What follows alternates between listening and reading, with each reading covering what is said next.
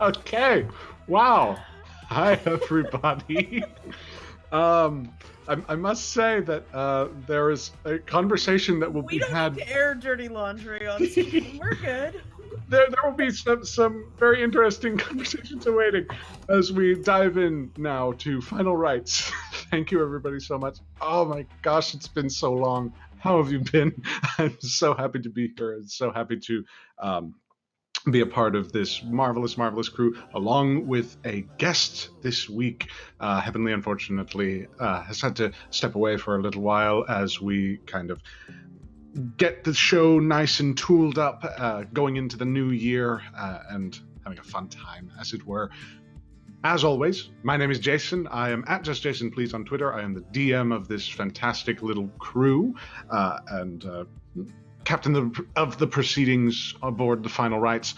So happy to be here.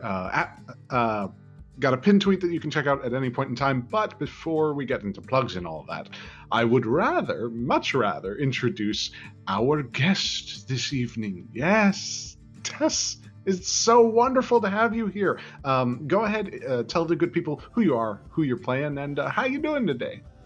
Hi, everybody. I'm Tessa. I'm one of the directors over here at Nerdsmith. I'm very excited to be able to guest today. I am playing Cassandra. She is a divination wizard. And I have a little bit of a cold, which is probably evidence in my voice, but I'm still excited to be here. And we'll just pretend that you normally sound like this. It's all fine. We appreciate It's character choice. It's a character. It's absolutely. Cassandra has smoked like 3 packs a day for the duration of her stay on the Final Rites. This is just why she sounds like this. Yeah, it's Your one room of those is little really close to the fumes, to the exhaust fumes from Exactly. Yeah. the burning souls. It's fine.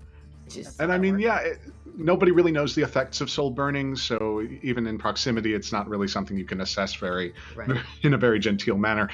At any rate, we're so happy to have you aboard, Tessa, and I particularly cannot wait to see what Cassandra's got for the rest of this motley crew. Speaking of, Joey, Angie. Yes.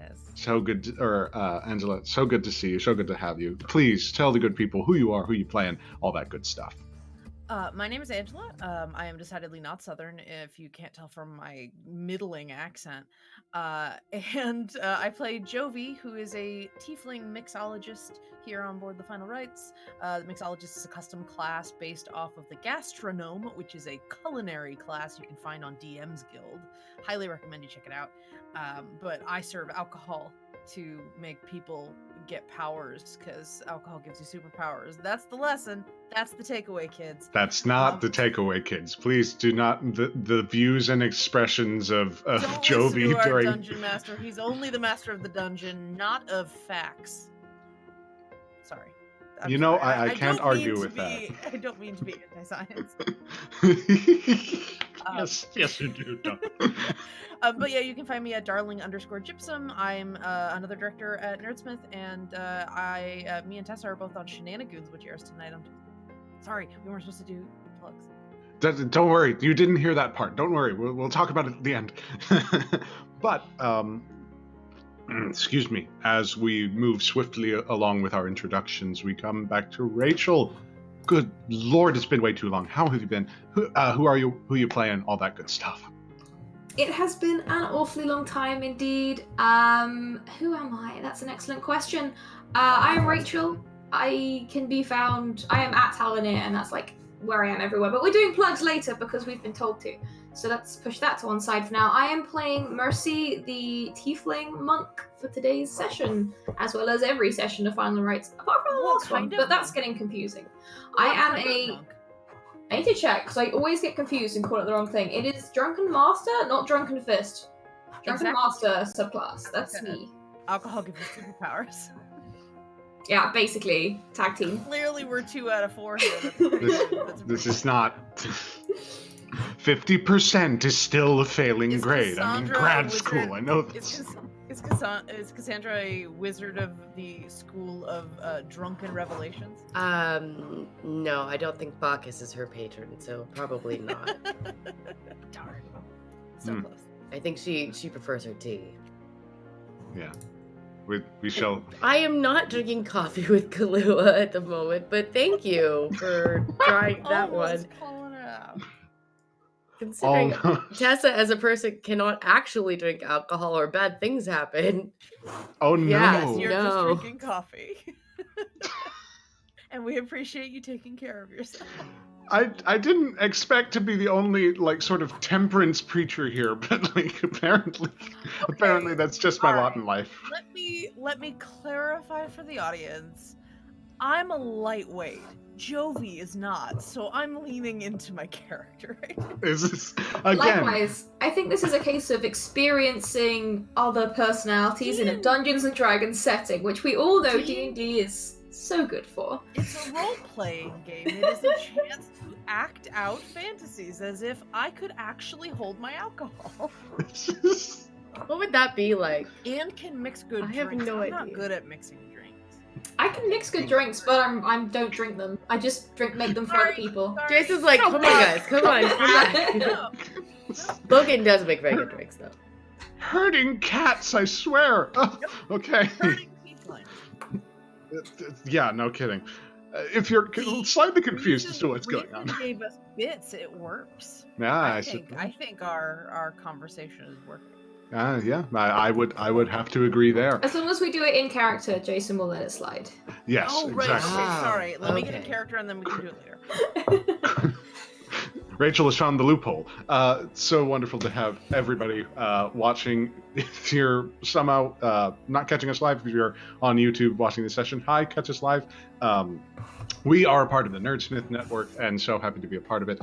If you would like to help us continue this marvelous sort of content, in addition to other shows like Plot Hunters, Monster Crush, Shenanigans, as was briefly mentioned, you can go to nerdsmith.org/support, which will redirect you to our Patreon page, where you can get access to various different tiers of support.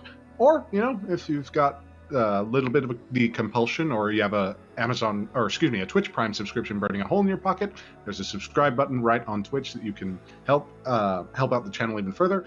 Subscribe button on YouTube, a follow button on Twitter, and all them good social medias, and even here. But outside of that, we also give thanks to the sponsors of this wonderful content, in particular World Anvil and Die Hard Dice. World Anvil, one of the premier world-building programs, well, actually the premier world-building program, in my opinion. If you're a creative, a novelist, a dungeon master, or just sort of interested in the process of actually creating a setting within sci-fi, fantasy, whatever you're interested in, they can cater to. If you go to worldanvil.com, you can try it for free. You're going to want to help them out because Demetrius and Janet, the two who really run that whole show, are just some of the greatest out there. They're constantly updating, constantly improving. The palette of features that you get by supporting them is fantastic. So if you support them for about the cost of a strip of one of those novelty erasers from Office Depot where it's like really big and like you can put it in your hand. Oh, the oversized ones. Okay. Oversized, yeah. Yeah. Then, yeah, for about the cost of that a month, you can get access to all of their wonderful features, and they have additional tiers of support as well that you can contribute to as your capability is. Worldanvil.com, go over there, light up the forge, and have a great grand time, obviously. As I also mentioned, Die Hard Dice is the purveyor of the most pristine polyhedrals within the Twitter sphere and multiverse, and basically anywhere. Their designs are fantastic. They're available in metal and I think polyester or polymer. Plastic. You can just say plastic. That's fine. Metal and plastic. Polyester is pretty much plastic. So. Yeah, it's sort of the same thing. They're not the same thing. A chemist is probably yelling at me, but at the Die Hard Dice is probably yelling at you. Yeah, Die Hard Dice is also probably a chemist at Die Hard Dice. Oh no, my worst nightmare. It's probably furiously typing, but metal and plastic, their designs are fantastic, all the same. Haha, I made a rhyme. So go to dieharddice.com, tell them that we sent you.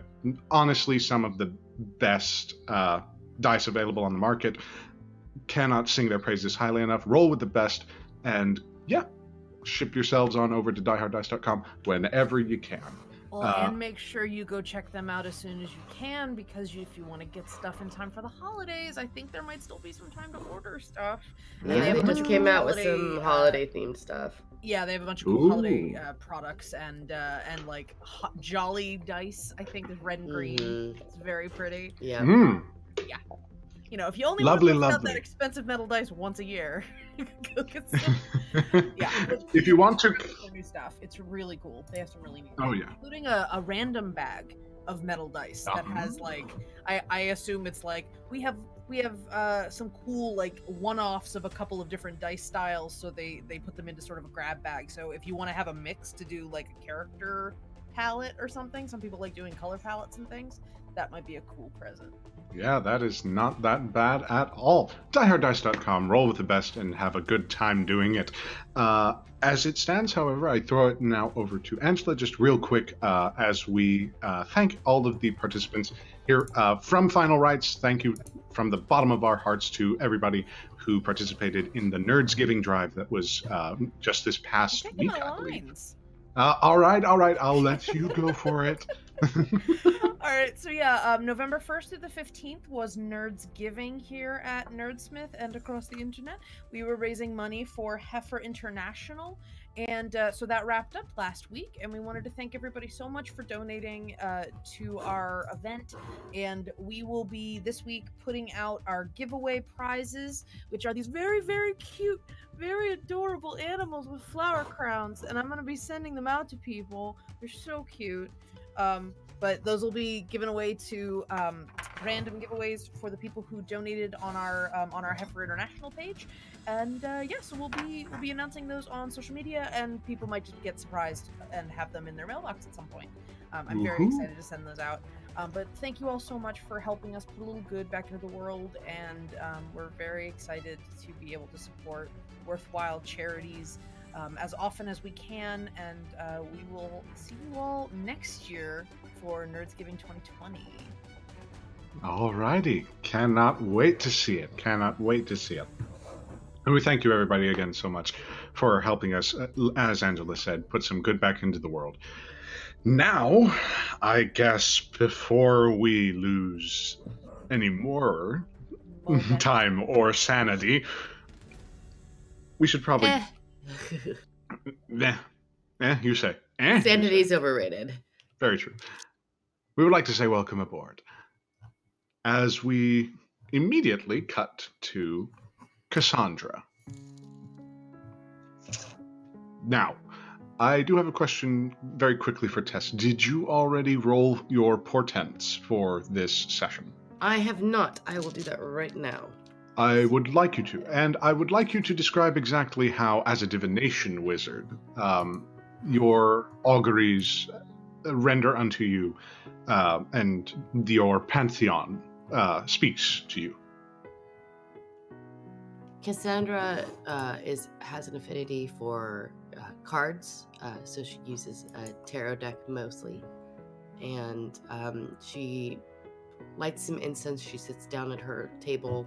She has her cup of tea, and she just kind of goes into a trance as she is shuffling her deck. And as she's shuffling, she's just listening to whatever the universe is kind of sending to her through her pantheon. And then she deals her 2 cards, which are her portents for the day. Fantastic. And we shall see. They are an 8 and a 19. Ah. A fortuitous occasion, though marred by some unforeseen trepidation. Obviously, the fates seem to be disconnected to some degree, especially aboard the Rites. Magics here are dampened, tampered with. Not unnaturally. You relented to such things when you were contracted aboard. But as you flip the cards over, the connection is not as strong as it once was. At least not here, within the halls of concierge. Your tent is situated next to a tailor, a very private orc who keeps to themselves very, very stringently and receives the most ludicrous of clientele.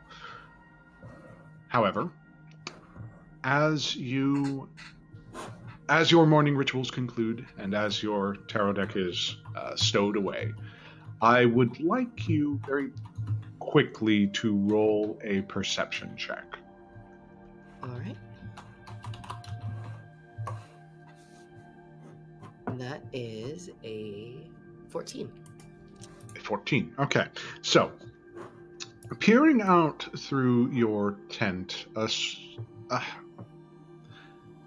soft murmur kind of emerges from the outside. It's very familiar. There have been times before where new arrivals have come and been processed, and obviously it's not exactly the most quiet of occasions, but it seems to lie at the edge of your perception at this current moment. As the light streaks through your tent and softly falls upon your face, who do we, as the audience, see? The audience sees a tiefling with kind of dusky, almost gray-purple skin. Her horns are curled back with her long dark hair kind of up in a bit of a messy French twist, pieces of it falling to frame her face. She's a little bit heavy set. She's not particularly lithe or slender. She's very generously and softly curved and rounded, and she looks like she has a bit of a penchant for tasty food and kind of the finer things in life, and is completely unconcerned with that. She dresses how she likes. She is evocative and still very sensual while carrying extra weight with grace, and does not mind it at all. I would call that Ruben-esque. Yes, she is very much very Ruben-esque. You feel a slight murmur within your the back of your mind as you hear at least one of your pantheon seems to be quite pleased with how you enjoy the finer things in life. He goes by many names: Bacchus, Dionysus, or Dionysus. However it is displayed, the pantheon seems still connected to you, though quite weakly. As you peer out, however, you note that many within Concierge seem to be swirling and sort of convalescing in a very rhythmic way. The way that they move seems to be not too perfect, but at the very least sort of orchestrated in a manner that is strange, or at least quite unnatural. It's hard to tell without further investigation, but you are in your tent and you are comfortable. The pains of the morning are far behind you. What shall you do? She's probably gonna figure out what all the hubbub is. Keeping an ear to the ground does kind of help with any of her clientele that comes. Getting an idea of what's going on in the ship can help color her portents and her divination for the day. So she'll probably actually explore out a little bit if she doesn't have a client readily at her tent door. No, nobody within that sphere of clientele has approached you, at least not this morning. You seem to always receive more willing visitors in the evening times when, shall we say, persons with impaired judgment willingly surrender themselves to these ideas of divination and fortune telling. As you step onto the main thoroughfare, which Concierge is sort of noted for, the faces seem to blur a little bit. As you look, it's hard to sort of focus on anyone at any particular time. I would like you to roll a wisdom saving throw. Very quickly. Okay. 17. Okay. Your eyes blink a few times more than might have been necessary, but as you close them for one moment, a silent prayer sent to the Pantheon, your eyes open and the figures have disappeared now. And you are alone in a facsimile of this thoroughfare. You know it. Well, go ahead and roll a Arcana check just real quick. 18. You know it to be false. You know it to be of some sort of illusion. And you know it to be not of your fortune telling or doing. This is especially evident as from out of the corner of your eye you note a brilliant flash of almost heavenly light pierce round the corner. A scuffle is being dealt with, and there is the sounds of conflict you are familiar with, unfortunately. And they are close, and they are growing closer. She's going to reflexively cast Mage Armor on herself just in case something goes awry. As if the armor of a hoplite themselves encases you or comes to encase you. The mage armor clings to you, and you see from that same corner come round, rocketing, a shadowy form which slams into a bar beside or across the way. It seems to be quite large, almost not gargantuan, but definitely very imposing, as you note these clawed hands sort of slamming into the broken bits of the bar and dragging themselves up. The creature almost seems to be made of shadow, with an elongated snout and a fat head of a bear or some strange mimicry of it. Again, a light shoves itself into the chest of this creature, a guiding bolt, actually, as it vibrates and hums. You do not see its caster, but you do hear a very gruff voice pardon, call out to you. For the love of all gods, help! All right, help is on its way. She's going to go ahead and... is it a voice I recognize? Make a history check.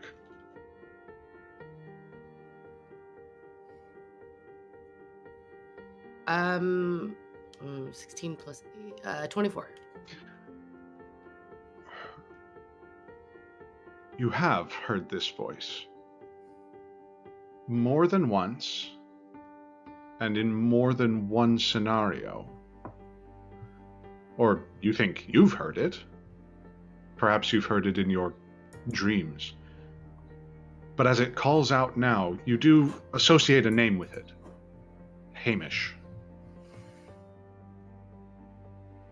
There's a bartender that was along the thoroughfare that you used to visit every now and again. You were more a fan of Eluverial's establishment, being more fine and sort of refined in their tastes. But Eluverial, whenever they were not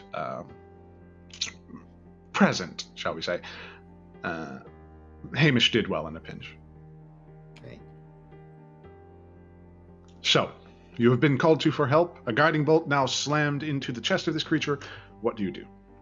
She's going to pull out a small diamond off of a pendant around her neck and cast Chromatic Orb at this creature. Choosing what mode? It's shadow, so I'm going to go with maybe let's do some lightning, perhaps. Ooh, very interesting. All right. Go ahead and roll for, roll with advantage for attack, as it is a guiding bolt literally implanted in the chest of this creature. 23 to hit. I'm going to say that hits. Go ahead and roll for damage. Right.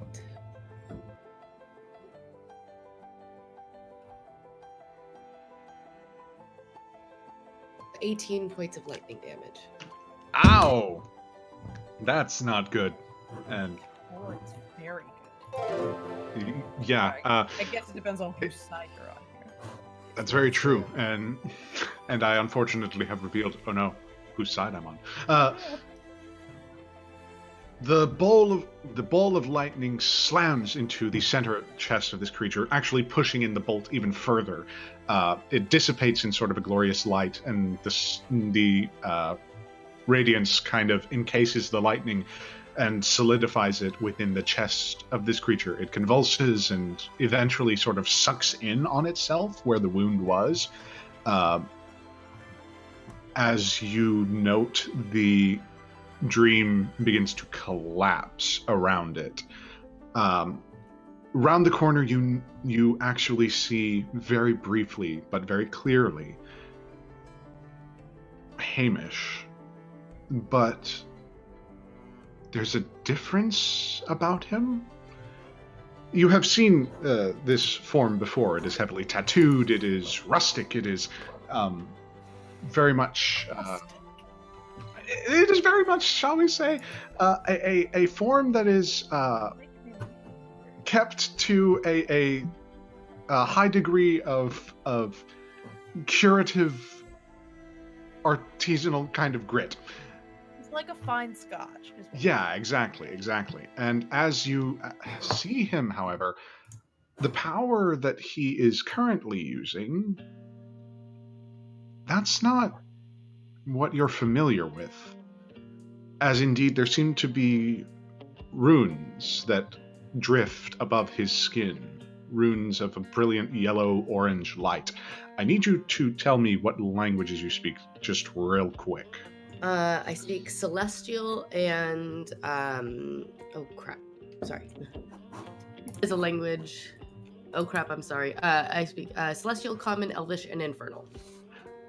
The language of gods takes many forms. Aboard the plane that you resided on for a time, it took the form of Greek.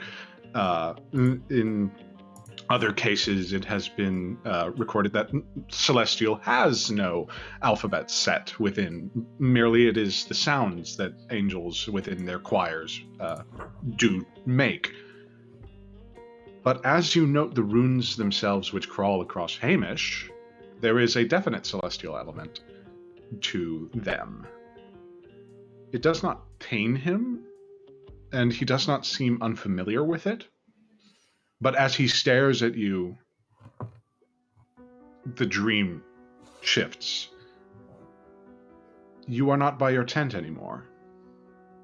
You are within the hallway which leads to the gambling hall, between concierge and that place. And around you are scenes of chaos.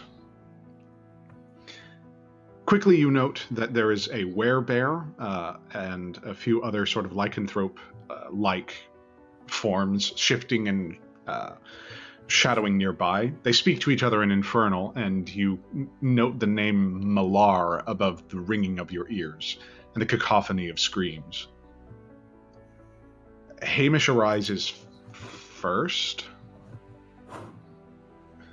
knowing that something is wrong, and looks to you, gulping slightly. He doesn't... Right. Not yet.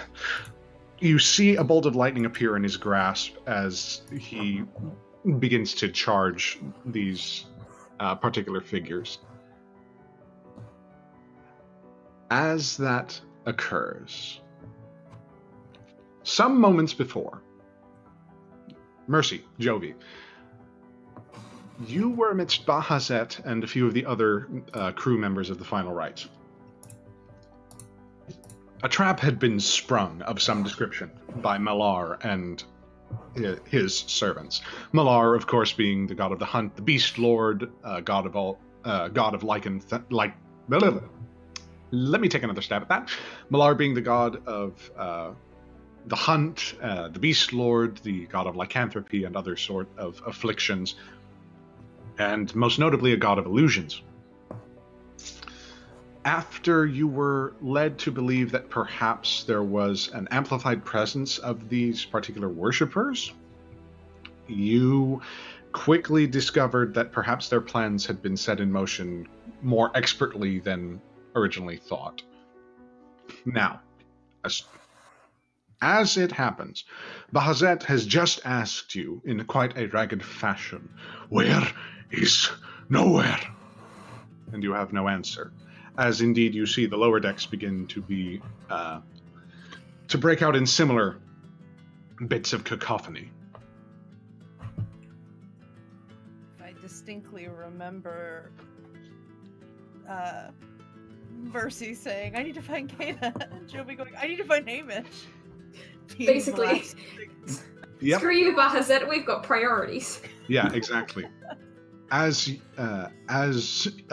Mercy, you try to leave, Bahazet sort of looks to you very sharply, wondering, where the hell are you going? I just told you I have to find Kada. There's a high likelihood he's with nowhere anyway, so really it's the best place to start looking. Anyway, you're welcome to come with me if you like. See you, bye! What? You hear him yell out as he tries to keep pace with you very quickly. Follow. Make a dexterity check. Oh, just a dex check. Yeah, just a general dex check, just to see how far you bound ahead, and if Bahazet can keep up. Okay, 18. Well, I'm gonna tell you this.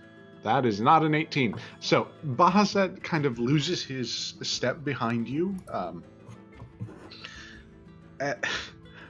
Jovi, you are not left to your own devices, as indeed he kind of like stops and turns to you in a very rough fashion, kind of eyeing you, begging the question of like, what are you gonna do?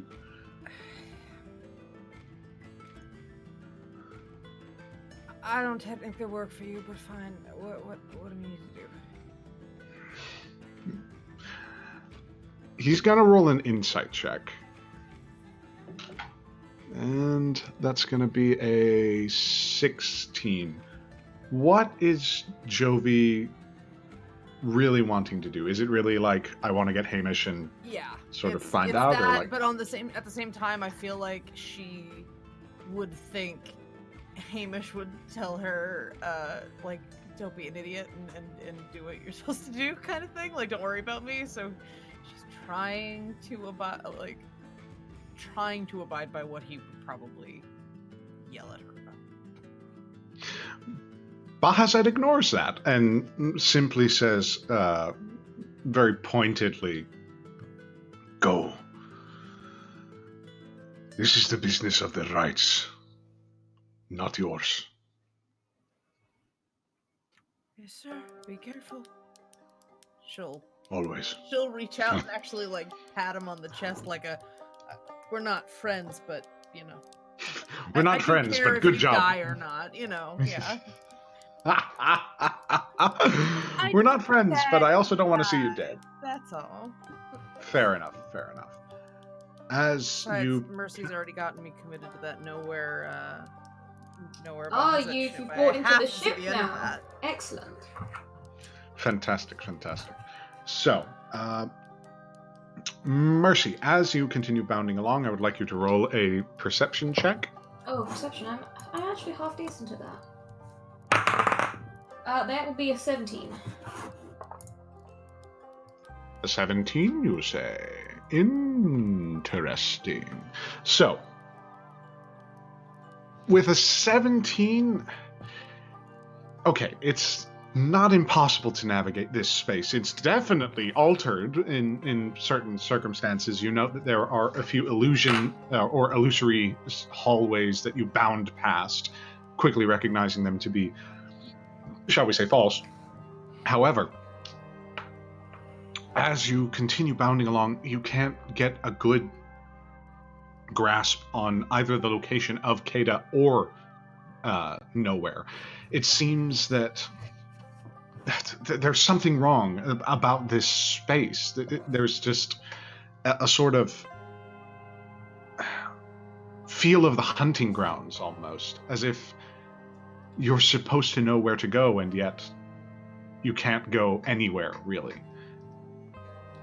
Bahazet comes bounding after you, trampling over a few errant, a few errant corpses and other crew members, shouting to them orders to secure the crew, to secure the ship, and to basically paint a big red target on anybody who's even tangentially associated with Malar. Okay, so something weird's going on. I can't find Nowhere's office. I'm pretty sure that's where I left Cater. And, that's most likely where Nowhere would return to, right? However, I know of a secret passageway to Nowhere's room. And it's top secret, so promise you won't tell anyone. Bahazet immediately, blinks a couple of times. You do remember that Kata and Nowhere did accompany, but I mean, it could be the case. Them up there. No. They did accompany for a time, but as Bahazet sort of looks around, again, his feathers growing and his eyes changing, you see a sort of wash of recognition go across his face. They're using teleportation circles. They subdue us. They split us up. They might be in the room. They might be somewhere else. You check the room. I continue here, yeah? Okay, cool. Good luck. You'll be fine. He kind of... I give him a slap on the back. He's kind of surprised that you're actually following orders, but grateful as you, I assume, bound away in very... Yeah, I'm heading towards my room, which is probably the only place I have down that I usually know where it is. Yeah, absolutely. So, making your way down the stairs, I'll say for Mercy's sake, like that joke hasn't been made before. You actually move at such a pace that you are almost in tandem with Jovi. As Jovi, you make your way down to the ground floor, where Concierge is at the present moment. Jovi has her, I guess has her rapier out, which is a little Yeah, that's not like you, Jovi. Well, it just takes up a lot of space. I mean, I'm more used to just chucking things at people.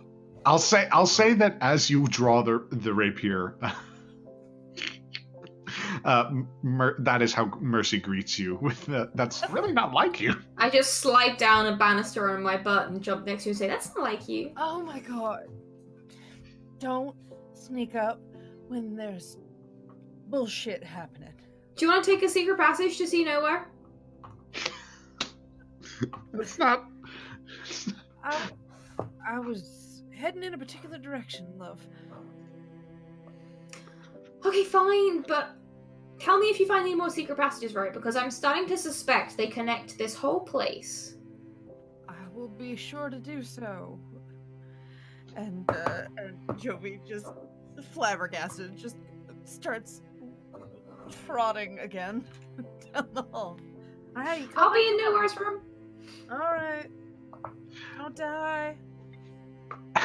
As you continue your trot, you actually see out of the corner of your eye Jovi. Go ahead and roll just a perception check real quick. 14. That'll be enough. A werebear accompanied by a werecrow and a couple of other lycanthropes.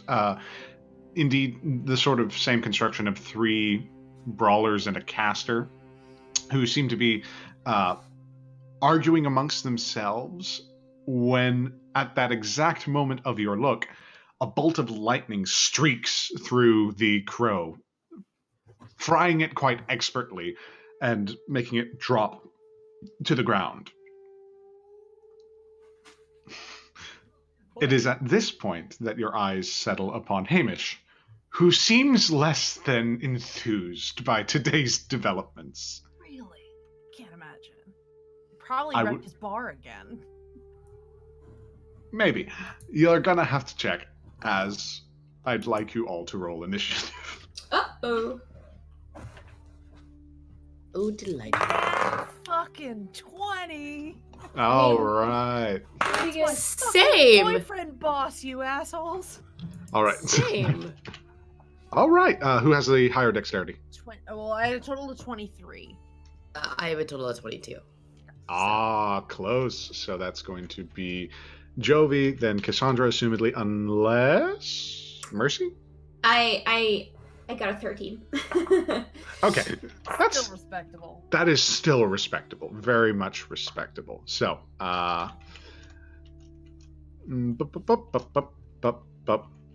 right. So, the three that are still standing are kind of ready to be engaged in combat. You note that the caster had been handing out some form of like salve or potion that each of them seems to have drunk before, even amidst their bickering.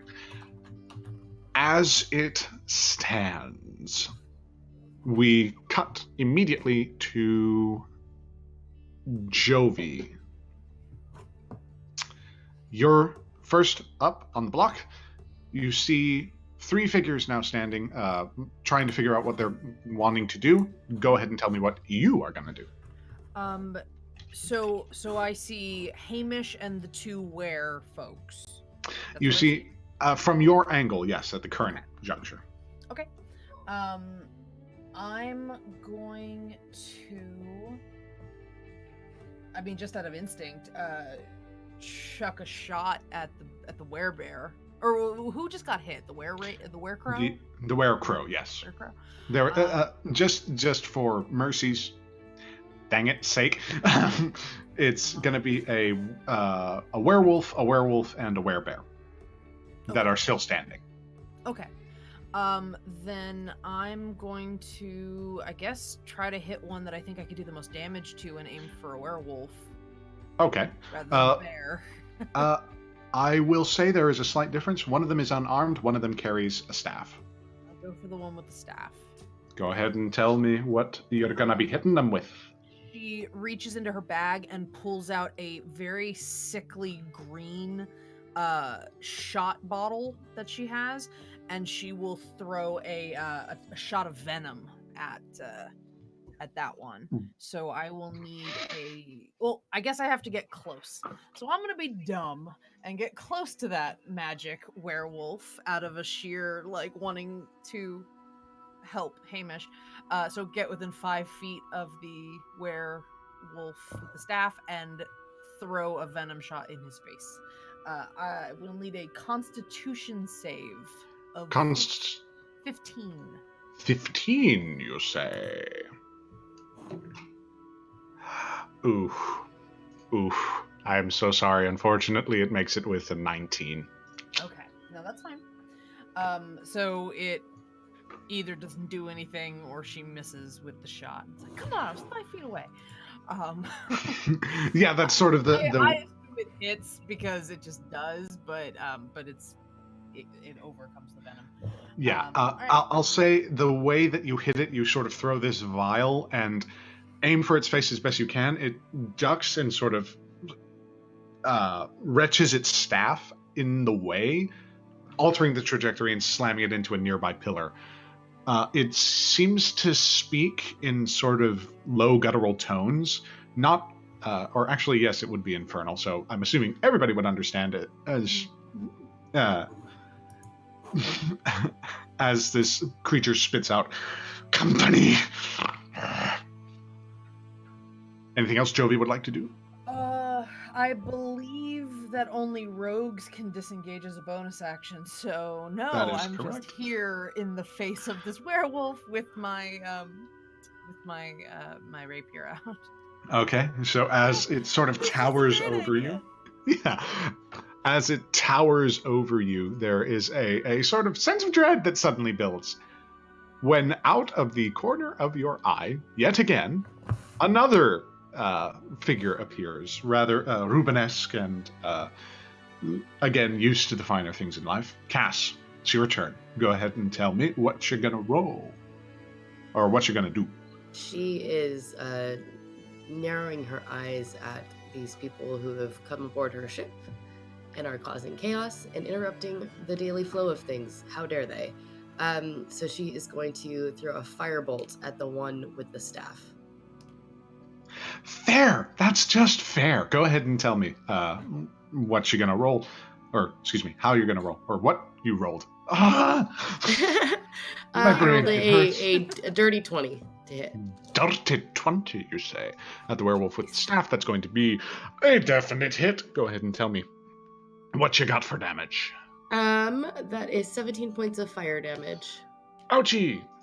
So, as the werewolf sorcerer, for lack of a better term, is finally sort of rocketed into with this firebolt, a bit of the fur catches, but again, the staff is moved and a short puff of wind extinguishes the flame. You get the sense that the mental exertions which have been pressed upon the mind of this creature are very numerous, unfortunately. However, as the firebolt sings out, you stop and pause for a moment. By the contract that you signed, you were not allowed to cast offensive magics without some form of repercussion. There is no repercussion here. You're free to do as you wish. Dun, dun, dun. Really? Is there anything else you would like to do in your turn? Not at. There's nothing else I can do at the moment, but she's just making a mental note of, okay, this will be fun. That's good. Yeah, absolutely. Jovi. Excuse me. Not Jovi at all. Mercy. There are 3 characters and I still can't keep them straight. All right. Mercy, go ahead and tell me what you're gonna do. All right, so after that, what's kind of the environment we see in front of us here? The environment that you see in front of us, it's the long hallway that leads actually towards your room. Like, quite a long hallway. You're probably about, 40 or 30 feet off. Okay, in that case, and it's on my sheet, there it is. Cool, so the hallway for currently is kind of blocked for me, yes? Yes, unfortunately. That's cool. I would like to... I think classic monk time. I think she takes out the hammer and starts kind of revving it up. And do what drunken master monks do. She will dash forwards and probably take a crack at whatever is kind of the most damaged looking opponent. Go ahead and roll a quick perception check just to see. Okay. 15. Okay. Werebear's looking really rough, so that's the one you're probably going to want to hit. Alright, so yeah, she's going to kind of vault up and just try and slam the hammer on the chain right down on the werebear's head. Fair enough. So, go ahead and roll for attack. Okay. That is a... Where's my plus to hit? Still getting used to D&D Beyond. 18. Okay, yeah. Werebear... An 18, you say? Mm-hmm. Yeah, no, that's... Yeah. Okay, so that would be... 11 damage. Bludgeoning. Okay, very nice. So 11 damage cracks across the skull of this werebear as you feel the weight of your hammer dig into it. Next attack. Yeah, cool. If it's still stubbornly staying up, she will follow up, kind of, and kick off to the top of the head now, or she kind of extricates the hammer and then kicks downwards. Better. Oof, not as good this time. 11. Oh no. Oh no, yeah, no, that just hits. So Oh wow, okay. just hits. So go ahead and roll for damage. 6 damage for that one. 6 damage. Alrighty, very interesting. So, And it's again, still up? yes, unfortunately, as you continue assaulting the form of this creature, it seems to be a little more damaged, but also much more sturdy than its counterparts. Alright, in which case she will spend a key point to Flurry of Blows down on that head. Oh, wow. Just going straight for the head as much as you can. So, having a happy time all the time, you just continue your relentless assault. Okay, a 12. Which hits? And a 23. Which both hit. Go ahead and roll for damage. Lovely. So that's 10. And plus another 11, 21. Ooh, yikes. So, 21 points of damage, you say. All right. It's like... You've trained before in various circumstances. You remember sort of one point where Kada had convinced you that maybe punching at, like, pork haunches was a thing that people did? So you mimic these movements as best you can, and yet, even as your attacks and assault find purchase, it just doesn't go down. Like, it seems like closer than the other two, now most especially, but it's... Can I roll to see if I have any kind of background knowledge on were creatures? You know what? Sure. Go ahead and give me let's make this a nature check. Oh, where's that gone? Okay. Not great. 9. Okay. Far as you know, you thought there were only werewolves. 1. Kind of surprised to learn there was more. For 2, thought it was the moon. Apparently it can just sort of happen whenever they want. Well, that's not fair. Yeah, it's not really. It's kind of... How dare they have a magical girl transformation whenever they want? Yeah, that's sort of cheating, at least by what you thought. So yeah, not the most well-versed in lycanthropy. Not to say that you don't know anything, it's just like, this is weird. Okay, cool. Do I have any movement left? I would say... My base is 40. You would have, let's say 5 feet of movement left. Okay, and I'm going to use, because I've got the Drunken Master subclass, the one thing it's good for is jumping around quite a lot like Rock Lee. So I get, my movement speed increases by 10 feet when I make a Flurry of Blows. Okay. So I'm going to try and just carry on moving forwards and kind of use my unsuccessful kicks off of its head to try and like just propel myself past it and move 20 feet, because it also gives me the disengage action for free, and just kind of move 20 feet further up the hallway and just dash past like, punching isn't working, I'm not used to this, and I just carry on.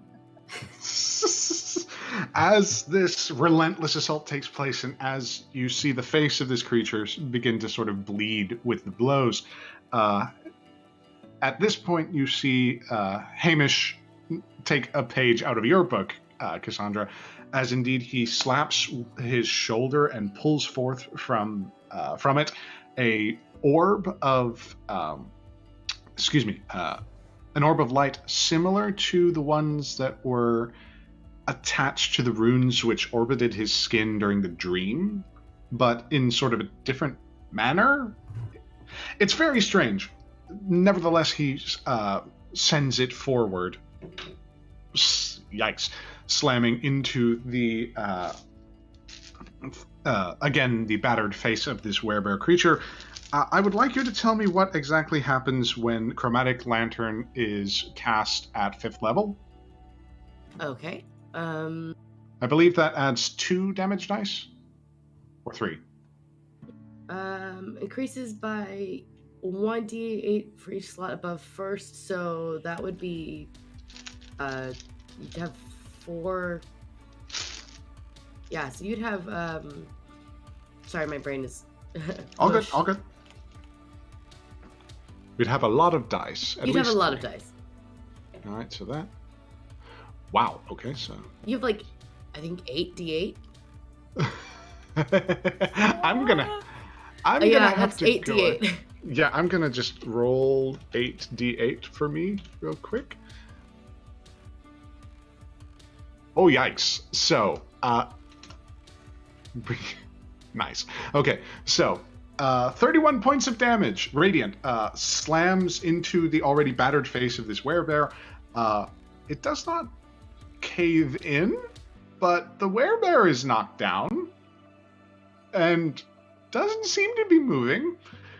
The two werewolves kind of panic look at each other as Hamish slaps his other shoulder and indeed makes a secondary attack of the same intensity towards the one which bears the staff.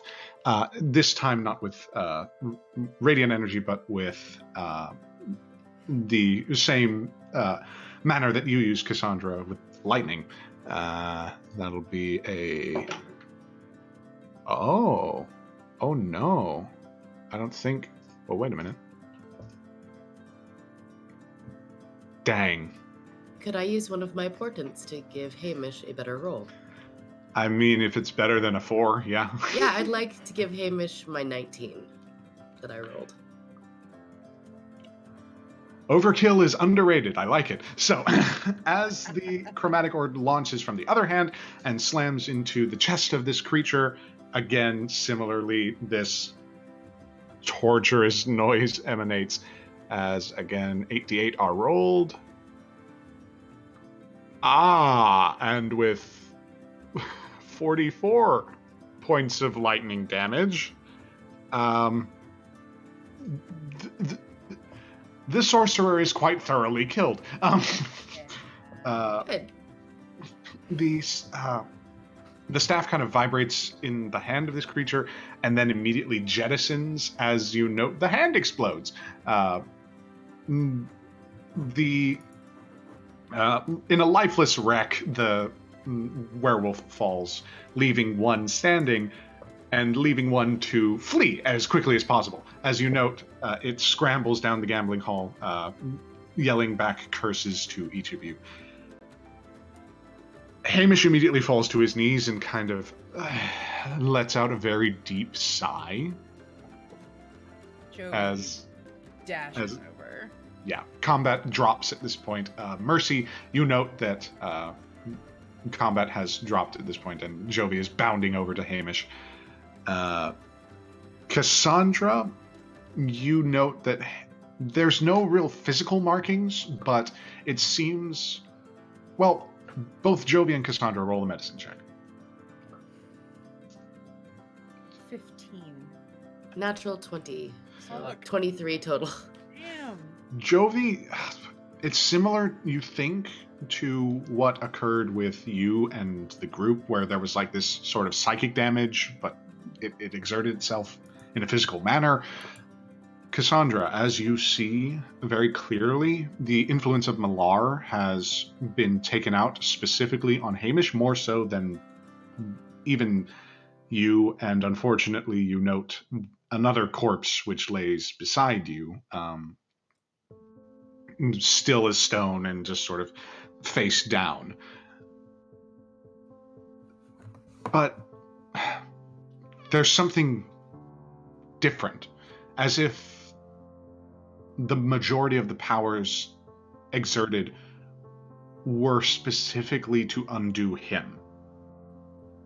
It's odd, but, I mean, given the power that he just exerted, it's not surprising. I mean, if this were your enemy, you'd want them out of the picture as soon as possible as well. Hamish, is there any particular reason why Malar wants you specifically undone? What the hell are you He kind of breathes and wipes at his eyes, trying to sort of get a clearer view. I'm Cassandra. So, well, hey, you're usually at the other place, aren't you? Sometimes, yes. Jovi, it is at this point that you flock to his side. He kind of like... She's just like checking him over for anything. Well, first she just like throws her arms around him. Oh, hi there. Hey, Good to see you too. What the hell's going on? That's I'm not sure.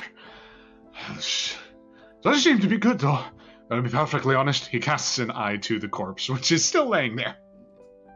I think someone has it out for Hamish specifically. Alright. I mean, it seems like they're kind of out for everybody, don't you think? And Jovi's just kind of wiping hair out of Hamish's face and just like, do you need anything? Anything? That thing that you usually make. He sort of begins to whisper at this point. It's heals. I taught it to you once. I think I taught it to you. Alright, okay. And she has her bag and she'll start rummaging through. Do I know what he's talking about specifically? Or is it just, do I have anything? Any cocktail that provides health points. Yeah, I mean, I had stuff already made. She starts mixing up a mad tease, which is gonna have a weird combination of effects, but you know, whatever. It'll also give you temporary hit points. So what's the combination? As he Mad tease is gonna give him the abilities of the Zephyr Strike spell, so he's gonna be his movement will not provoke opportunity attacks. He'll just feel like he's moving a little quicker. And more agile, but then that idea of a little bit of temporary hit points, so it's not like it's actually restoring his natural vitality, but it's buffering a little bit and giving him like a little boost of like, it's like having caffeine when you know you're gonna have a crash later. It's just that little extra oomph. So go ahead and roll for the temporary hit points. As you note, the drink passes his lips with nary an issue or care. It's not a lot. That was real bad. 13. It'll be 13 temporary hit points. It goes down less smoothly than usual, and he kind of cricks his neck and... Oh, what the hell did you do to that one? I'm sorry, I know you don't like rosemary that much. That's all I had prepped. I'm sorry. That's fine. He looks to Cassandra and sort of casts an eye to Mercy. And you leaving us all alone then, huh? Can't heal you, sorry. Yeah, I'm not a healer. I'm a puncher, and apparently that doesn't work anymore, so I don't really know what I'm doing around here. But if you guys want, I know a secret tunnel that might be safe. She. And I can hide you from any scrying eyes, if you'd like. They do seem to be particularly focused on you. In a secret tunnel. I'm fine. You sure that I am? And he points again to the werebear and the werecrow. I just needed a slight pick-me-up. Nothing to worry about. I need to go back to the bar. I respectfully disagree, Cassandra. Anything you could do to protect him, I'd be fine with that, to be honest. And she casts an eye at Hamish like, do not argue with me on this point. Make a persuasion. I don't think there's much of a bar left. Make an intimidation check, Jovi. 19. Well, oof. It's one of those things where it's like he could totally disregard what's going to happen, but he doesn't because he's nice. Mm-hmm. And so, Cassandra, whatever you're itching to do. So she's gonna go over and take a little bit of diamond dust out of her pouch and sprinkle it across his shoulders and cast non-detection. So for the next 8 hours, he will be completely invisible to any sort of scrying or divination magics targeting him. Wow. All right. That's actually supremely powerful. So as this aura kind of settles upon his shoulders, he sort of flecks at the diamond dust. I'd like you, Cassandra, as you are doing this, to make an insight check. Okay. You realize he's allergic to diamonds. 16. Oh dear. You realize he's allergic to diamond. No. Oh no. Where's his fantasy EpiPen? He is not allergic to diamonds, thank the gods. But there is a slight kind of hitch to his breath as the diamonds kind of mix with his skin and dissolve into himself. And you note, even as you sprinkle the dust, it takes on that familiar yellow-orange flare. Jovi, you do not notice this. Although you do see that Hamish is kind of like still and staring at Cassandra for a bit. Stop being a baby. I stopped being mother. Right. Very low. I would love to discuss that more. When you are not in dire circumstances, perhaps. Well, I'm not looking for a mother, so he kind of like holds up his hands. You know what I meant. Right. If I'm to keep a low profile, I have to go back. If you don't mind. What do you need? Well, I'm sorry to say that, yes, Cassandra, you're right. They were. It's a long story. Don't worry about it too much. I'll be fine. Don't worry about the fact that a coup on board is targeting you specifically. A coup of hunters. It's an ancillary. I'm a secondary target, surely. I can't be the main focus here. Oh, good. You're only one of the things they're trying to kill. Well, they seem to be trying to kill everything. You again hear the sort of cacophony continue. Either gotta do something or get somewhere safe. Why do you think I'm going to the bar? Then go to the bar. Well, you stop talking to me. You see him kind of relent, give you a very quick kiss, and then scarper off. Fool of a man.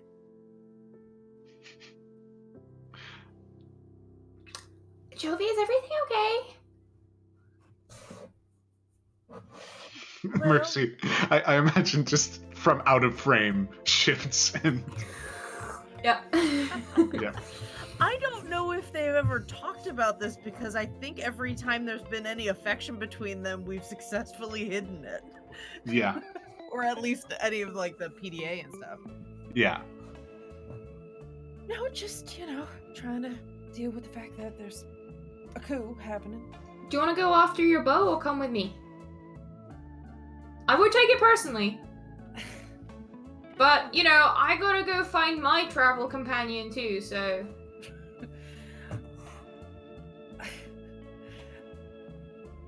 Sure, I'd feel remiss if I didn't help you find Kata. You Do sure? want me to Because come if you... along? Or do you want me to keep an eye on Hamish?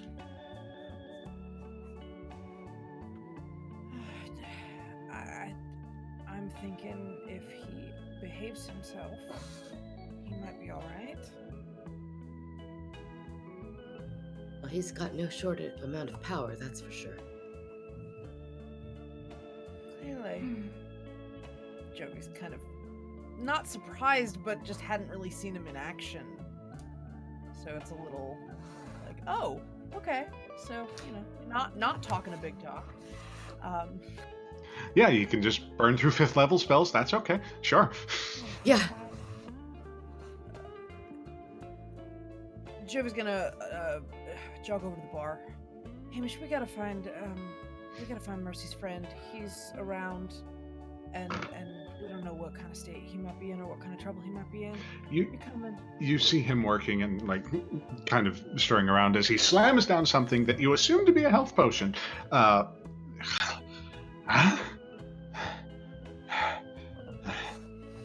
He seems to have not gotten anything that you've just said, unfortunately. Jovi reaches over the bar and like grabs his chin and is like, "We are going to find Mercy's friend. Would you like to join us? That is not a question." And here I was, keeping a low profile, following your orders.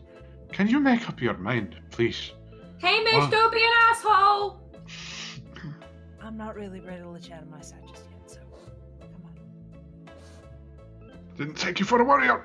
He jumps over the bar and sort of Have you met me? squeezes at your shoulder as he walks past. You note that his hands are sort of firmly in his pockets and his eyes are very much within his own gaze, or within.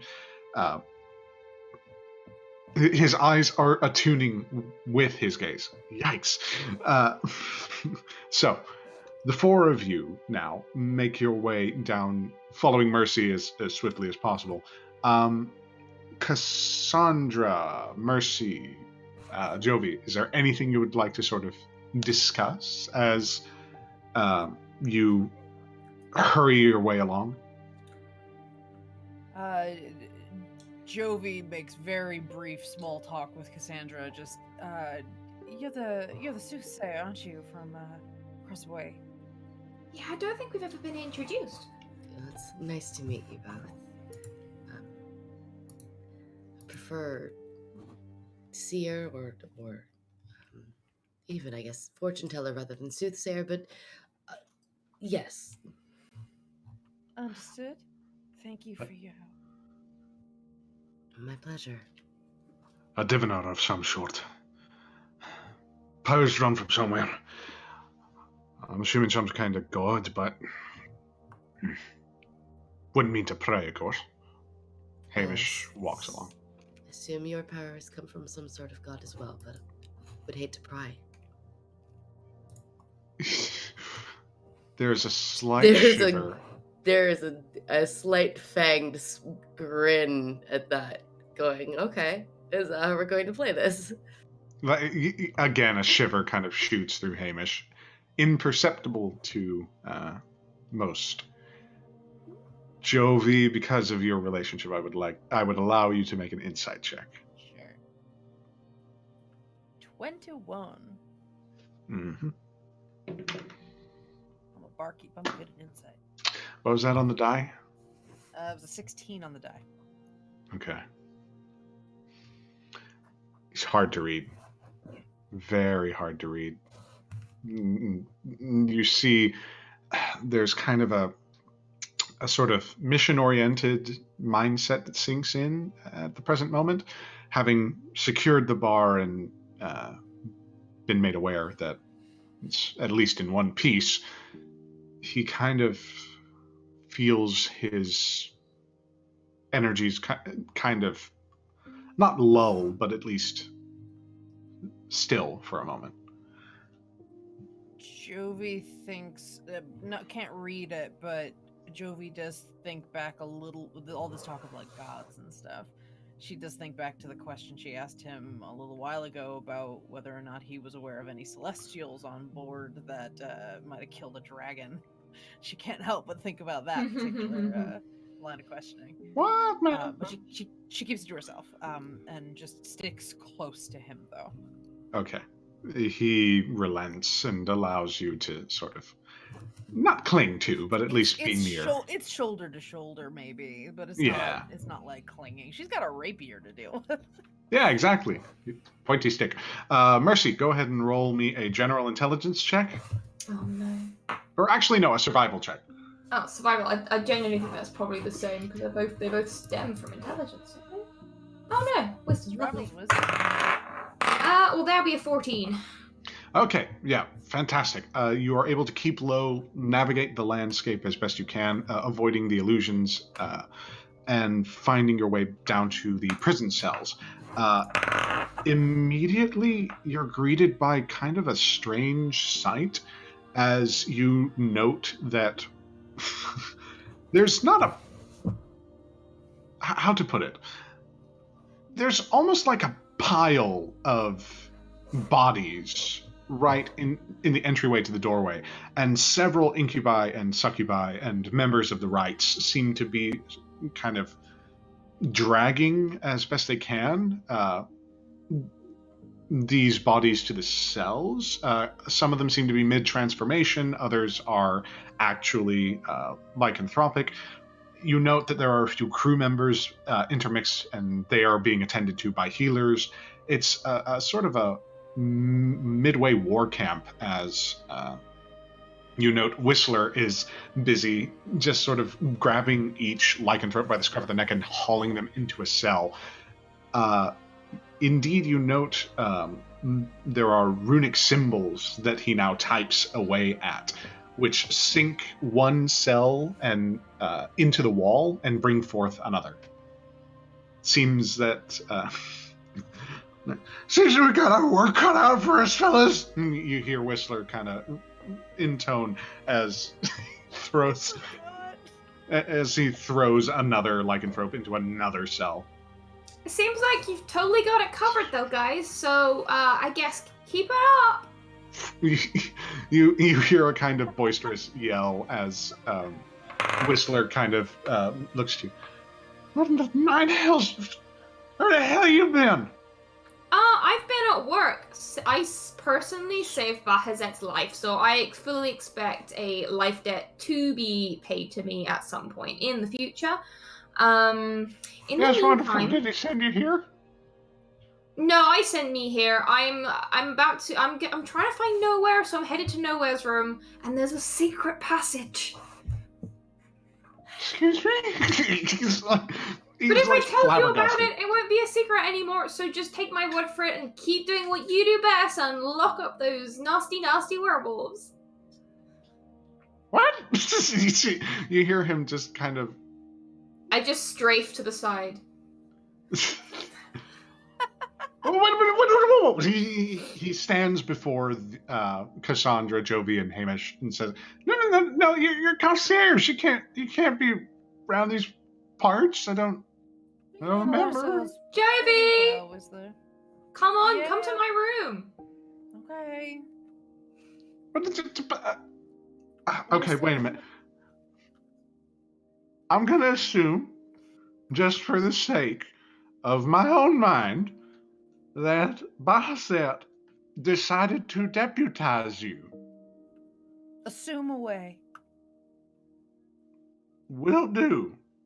Please, for the love of all gods, don't break anything. You see him pick up another. Even though he is a rather scrawny form, there seems to be a strength as he yeets another lycanthrope into a cell. Don't break anything. That's to see he has his priorities in order.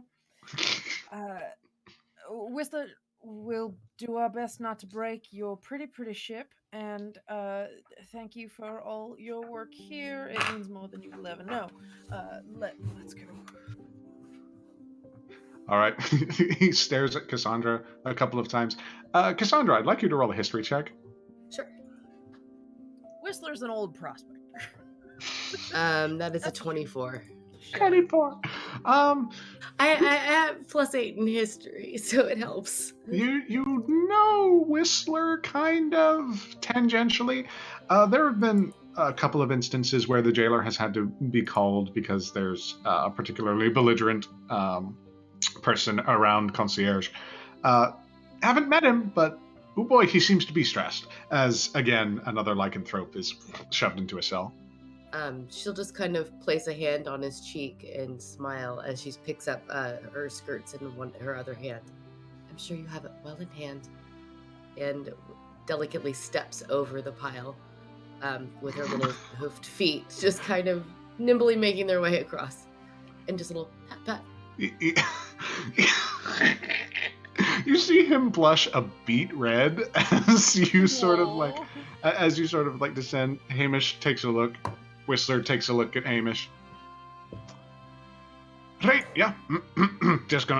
just descending down the pile as Whistler's like, thanks. Just a slight whimper escapes as he again just throws another lycanthrope. This one with the assistance of a succubi, because apparently werebears are a little bit hardier than their brethren. There seem to be in total, about 30 bodies that he's having to sort through. As you come upon Mercy's room, Mercy, can you please describe what the group sees again? I can't remember the last time she actually slept, so it's probably not too bad. I think her eye twitches a bit. It's like, so these are my quarters. As you can see, I have only the best of luxury furnishings, and like as she says this, her hammock just kind of collapses on one side. Anyway, what I wanted to show you was this. And she kind of like throws aside some duvets and cushions and blankets. And there is, well, I assume, Jason, there is a kind of laundry funnel chute kind of exit thing, like in the top of the wall. Yeah, it's not exactly human-sized. I mean, you gotta get bed sheets down that, so it's gotta be at least squishable. Yeah, it's like, I would say the entryway to it is probably like at least that, about as big as my head, like maybe a little bit larger, but perfectly circular. Cassandra looks down at her hips and then looks at the entrance like, are you mad? Hamish kind of... Is it a laundry chute? Well, yeah, I mean, where else do you think is the safest place to travel on a boat filled with crazy room-shifting illusionists? Of course they'd overlook something like a laundry chute. It's not anywhere near as grandiose enough for a literal god's coup of a ship. And now I'm wishing on new dimension door. You hear Hamish kind of grumble. Well, that's what you get for not So do studying the I. right spells. I think we'd all wish you had Dimension Door, but you don't, so now I have to produce the solutions to our problems, and no one wants that. But here we are.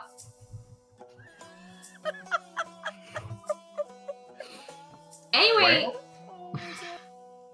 I'll go first, and if I get stuck, then I'll call, and, we'll work from there, I guess. I think this is very much a plan that you make up as you go along. Could we not have just walked from the hallway to Mercy's room? You mean Nowhere's room? Nowhere. What above me? Well, we could have done... got banged in the head a little. I mean, we could have done, but I was under the impression that this illusion god guy keeps shifting things around, so stuff's really hard to find, so I figure this literally only goes to one place, and that's Nowhere's room, so it's impossible to take a wrong turn. I'm not going to question. Fine. That's because there is no flaw in my logic. Oh, that's a bold statement. You hear him kind of... Now, does anyone have any kitchen grease? Well, because I promise that's dramatically help. What you're implying. Well, let's just think about this rationally. You'll have an easier time if you're greased up. Oh my god. Hamish, look at these horns. I gotta get through with these things like freaking rabbit ears, and I'm gonna manage. What would be the likelihood of maybe having you go up the chute and check the room to see if they're there, and then the rest of us make an attempt? Right. Then I can find like a pillow sheet from Noah's room. I can write a secret message on it, screw it up in the bowl, and throw it down the chute, and we've got like a secret messaging system. But what if it's a chute from her room to here? Doesn't that mean that there are forces that would ensure that nothing gets back to the room? Well, why would that be the case? It's just a downward pipe. I don't know if it's... Yeah, it's just a perfect, mundane, non-magical pipe. We're hoping. We'll find out. I might end up, like, in, I don't know, Arborea, but we'll find out.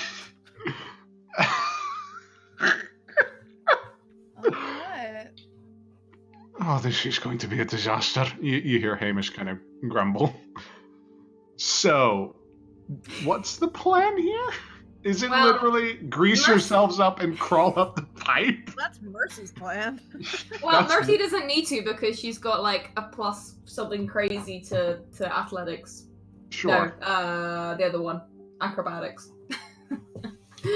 So she's like, yeah, the grease was purely for the benefit of you guys. So I don't actually have any in my room. I'm sure there's like some prisoner food or something that's greasy. You can just kind of wipe on yourselves in the prison or something.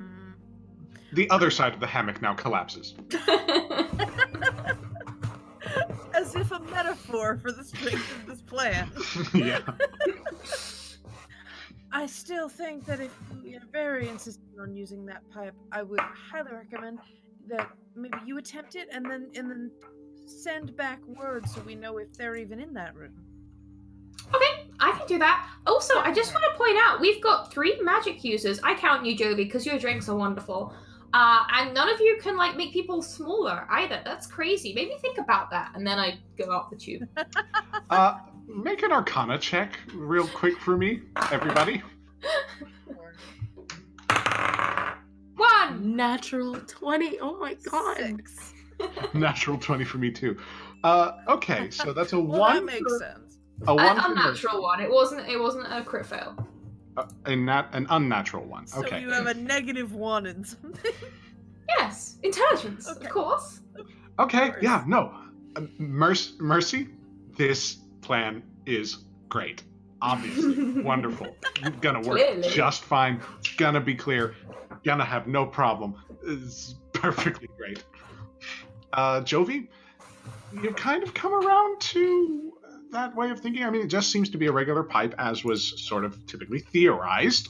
Like I said, I'm more than happy to have her test it out. It seems at least sound enough to have her be a scout ahead. Yeah, exactly. A scout, like, and obviously, I mean, if it's just a regular construction, then it'll be fine. Cassandra, you and Hamish both realize a fraction of a second too late, unfortunately, for one of the party. This is no regular construction. Mercy, as you try to sort of actually climb into the pipe itself, I would like you to roll a strength saving throw. Yeah. Let's do this. That'd be a 21. Oh, okay. I see where your literal strengths lie. So, as Where you that confidence came from. as you climb through and sort of make your way up the pipe, your finger brushes a rune, and immediately a gust of wind blasts like past you. You hold on for dear life, situating yourself amidst the pipe. It stops for a little bit. Your hand is off the rune now, but you note that it is actually a circle which encases the pipe. You would have to consciously avoid these things if you don't want to try and do this again. Sure. It's like a mercy cannon. Unless the gust of air comes from underneath and it propels me upwards, sure. It propels you back into back the way that you came. It's sort of directional. It seems that given the construction of the ship, the length of it, the distance between these points, there have been considerations to make sure that all bits of laundry make their way down in sort of a regular fashion. Cassandra and Hamish, you actually note this sort of activation of the rune, and it's sort of like, oh, that's what happens. Everything's Great. fine. I'll throw a rope down once I get up if you like. Then you can just kind of hold on and I'll pull you up the tube like a pipe cleaner. I don't Jovi just think she gets the- understands that even with grease, I'm not going to fit. Jovi has this image in her head of being a pipe cleaner and just imagining everything her clothes are gonna pick up and like, oh. I'll be at least well, How's it in there, lass? You hear echo down the pipe. Mercy, you note that the entryway is a little bit more compressed than the actual pipe. It's conceivable that Cassandra could fit through. It'll just be an unfortunately tight fit. It's actually quite roomy in here. I mean, I might seriously consider knocking through the wall, making it an extension to my room.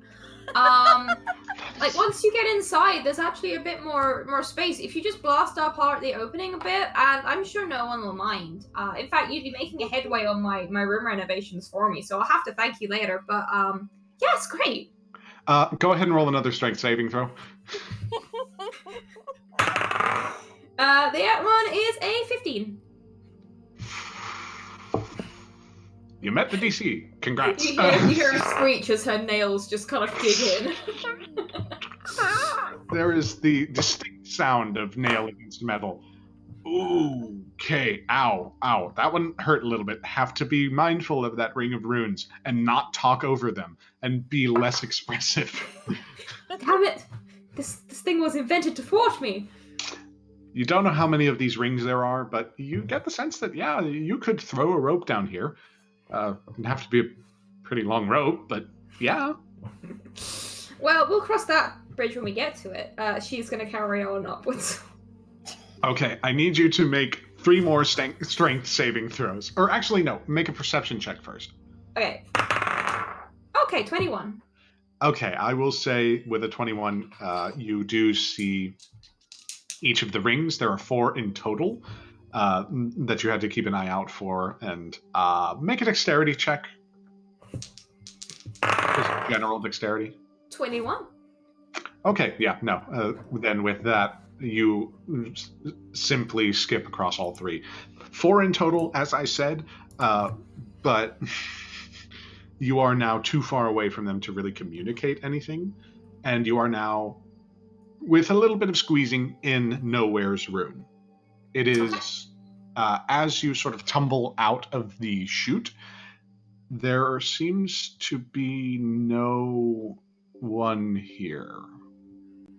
Okay, so she looks around. Nowhere's got an awful lot of kind of perfumes and creams and makeup and stuff, right? I knew that's where this was going. There does seem to be that. Indeed, you've actually make a strength check for me. This one's a 19. Okay. With the way that because I believe the way that we flavored it, or one of the ways, that it was sort of a very small cylindrical chute that was within Nowhere's room. It did not really distract from the aesthetic.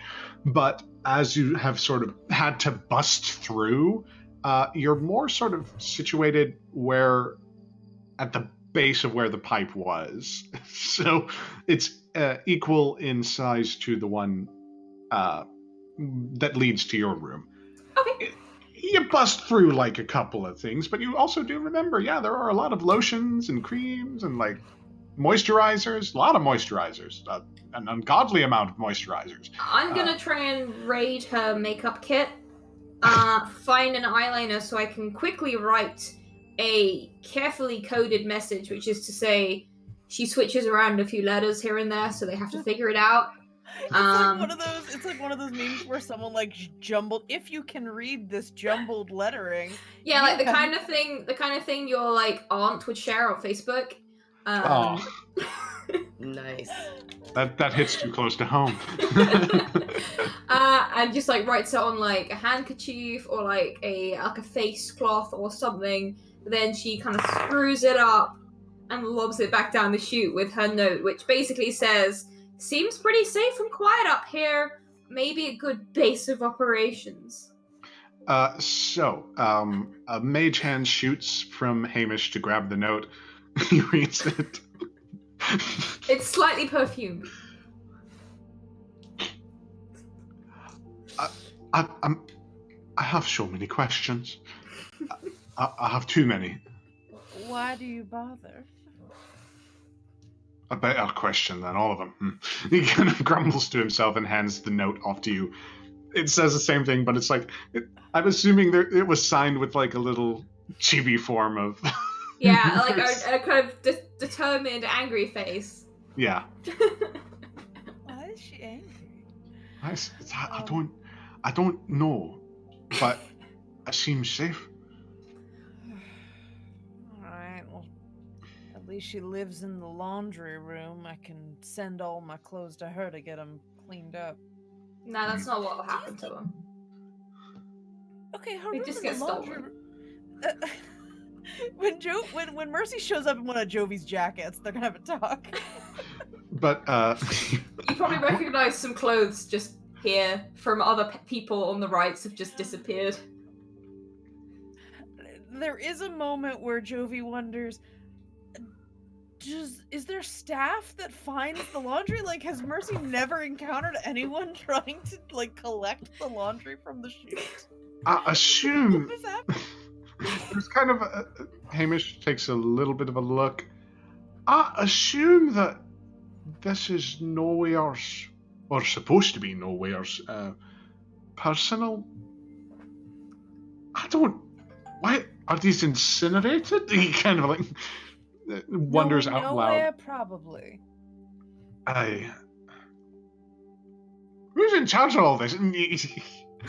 A question for another time. Mercy. As you are in Nowhere's room, uninvited, we should point out. What's the plan here? I mean, this seems like a fairly safe place to make a good plan. I mean, Nowhere has often said how much security her room has, like many locks and stuff to protect the ledger and stuff. So if we did want to like take some time, this seems like a pretty sensible place to do it. We've got a fairly good we're fairly central position, and you know, it's a pretty good place to do reconnaissance from. She's basically going full like mission control here. Very good. How are you getting the rest of the crew up there? She is going to have a look around. Actually, I probably have. Tie all of Nowhere's very high profile sheets together. That's basically her plan if she doesn't have a normal adventurer's kit. Not gonna lie. I don't know how you get to see your inventory on D&D Beyond. I'll assume. I hate to do this to you, but Mercy, make an intelligence check. 12. Okay. You need about 100 feet of rope. It's a little longer than 100 feet, you feel. That's like 10 of Nowhere's pantsuits. Yeah. Oh no! You could try. I mean, I have to say, the beauty of this is that you could just blame it on the werewolves. Exactly, they've got no respect for high fashion. They were high fashion werewolves. they God, all right, okay. So, I will say, with the tying of every single one of her pantsuits and the current sheets, including if I find curtains, they're going too. No curtains, but Okay. or actually no, there are curtains, I believe. Jeez. Gently wafting silk. All of her belts. All of her belts, everything. Like, you go overkill. You're pretty like you're one of those students who's like, you want to make sure that you give enough information, but you also don't know what to say beyond like a few pages. So you just type and type and tie more and more of the answer, which in this case includes damn near all of Nowhere's wardrobe. Absolutely.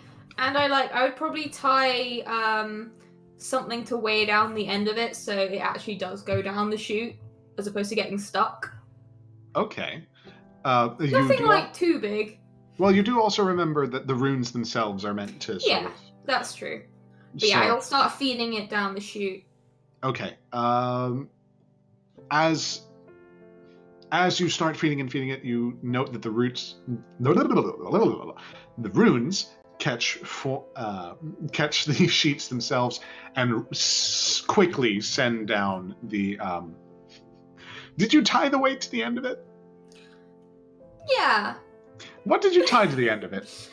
I think she looked around the room for like Oh, you know those sand-filled like doorstops that you can get that are usually shaped like fun like a sound, things? like a sound blocking doorstep. Yeah, like one of those draft excluders. Uh-huh. Yeah, Like a yeah, long beanbag. yeah. I know. Basically, it's a I long know. sand-filled beanbag. A beanbag. That really feels like Noah's aesthetic, I'm sure. Yep. So go ahead and actually, Hamish will be the one to take this. He's looking down the chute, like wondering, what the hell? No. What do you see? Basically, the equivalent of a sand-filled water noodle smack itself across his face, Oh my god. doing 6 points of bludgeoning damage as well as it's rocketed across his forehead. You know what it is? It's not a doorstop. It's like an aromatic weighted Oh my thing god, that yeah, the ones nowhere that have exists. like lavender in Yeah. them. Yeah, Yes. it's like the she lavender just eye pillows lays with- in bed and just drapes it over herself to like detox. Yep. It Immediately, looks like a doorstop, but it's definitely some sort of self-care device. so at this point, it rockets into his face. He tumbles back onto the collapsed hammock, along with about 50 feet of like discarded garbage, like wardrobe pieces that don't go together. They're tied as best they can be, but at a certain point, the rope is drawn taut, with Mercy, I'm assuming, holding it at the other end. Yes. So here you see Hamish buried under 50 foot of makeshift pants rope and this lavender like thing just resting on his face. Oh, do I recognize the clothes? It's unmistakable. You know whose these are. Mercy is not long for this world. The familiar etchings of Gork to Orc are yeah. I will just blame the werewolves. For making an elaborate rope. No, we burn the. No, you're not here, but we'll burn the clothes and we'll blame the werewolves. Can somebody get this bloody thing off my face? You hear Hamish yell Start as digging through the clothes after Hamish. Cassandra, at this point, I would like you to roll, a wisdom check. It's a general wisdom check.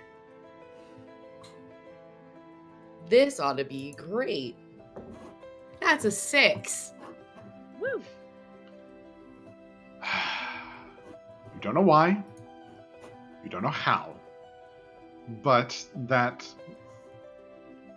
all too familiar separation from your gods seems to be dissipating and almost gone. And one in particular seems to speak to you. You do not know why he would call, but Hades, of all gods assembled, speaks in very low tones and delivers a message. I would see the rites restored. I would see you crowned a champion.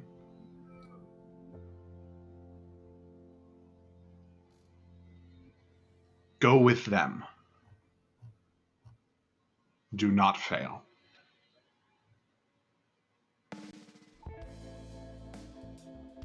All right. So there's a sudden kind of like setting to her jaw, like, all right, I have orders. We're gonna do this. Don't know how, but we're doing it.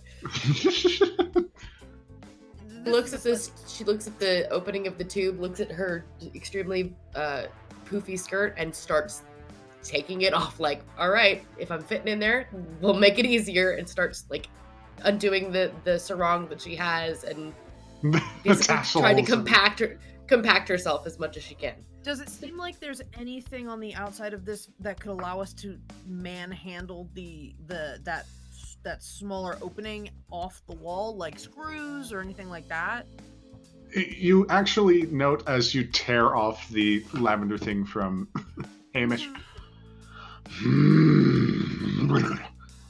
Right. Jovi can't help but smirk a little bit. There's just like this well, probably. Yeah, it's like parallel lines right across his forehead. Right. I have a plan. I need a pry bar.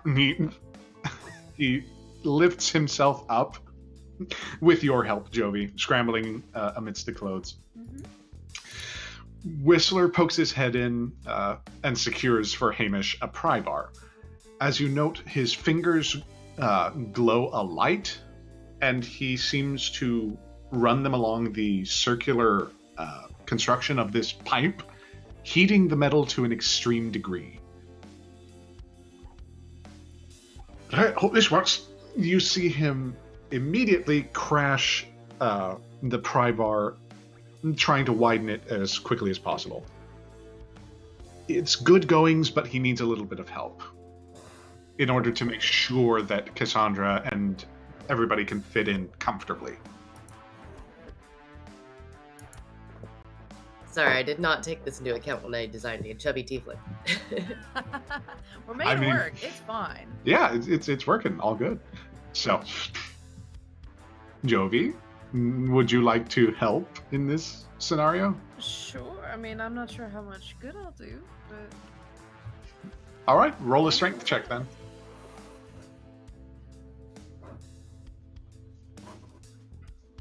And then she sees the number. Whoa, 19! That's all a right. Flat 19, no modifiers. Perfectly fine. In conjunction, the two of you tear into the heated metal, widening it to a wonderful degree. As Hamish again sort of snaps his fingers, and you see a sort of freezing touch. He slams it into the metal. The hiss of steam doth escape, and unfortunately takes a little bit of damage because, ow. It's sort of one of those things where, like, when you deal with a pressure cooker and you don't move out of the way of the steam too quickly, but resolutely his freezing grasp pauses the heat, solidifies the space, and he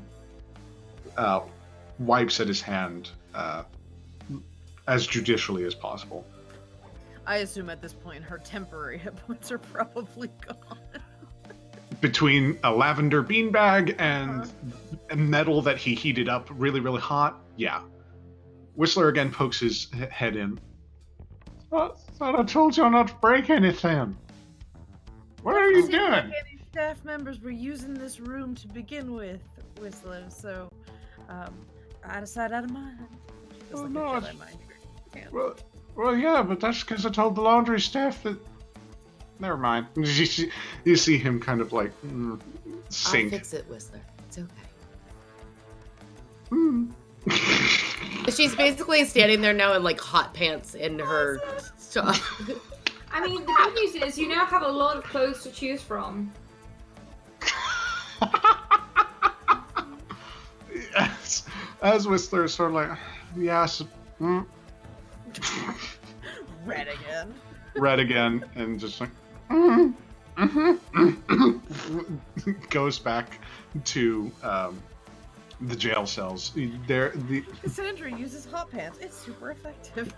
The cacophony seems to have died down. His duties dwindling at this point, but he goes back and leaves each of you to your own devices.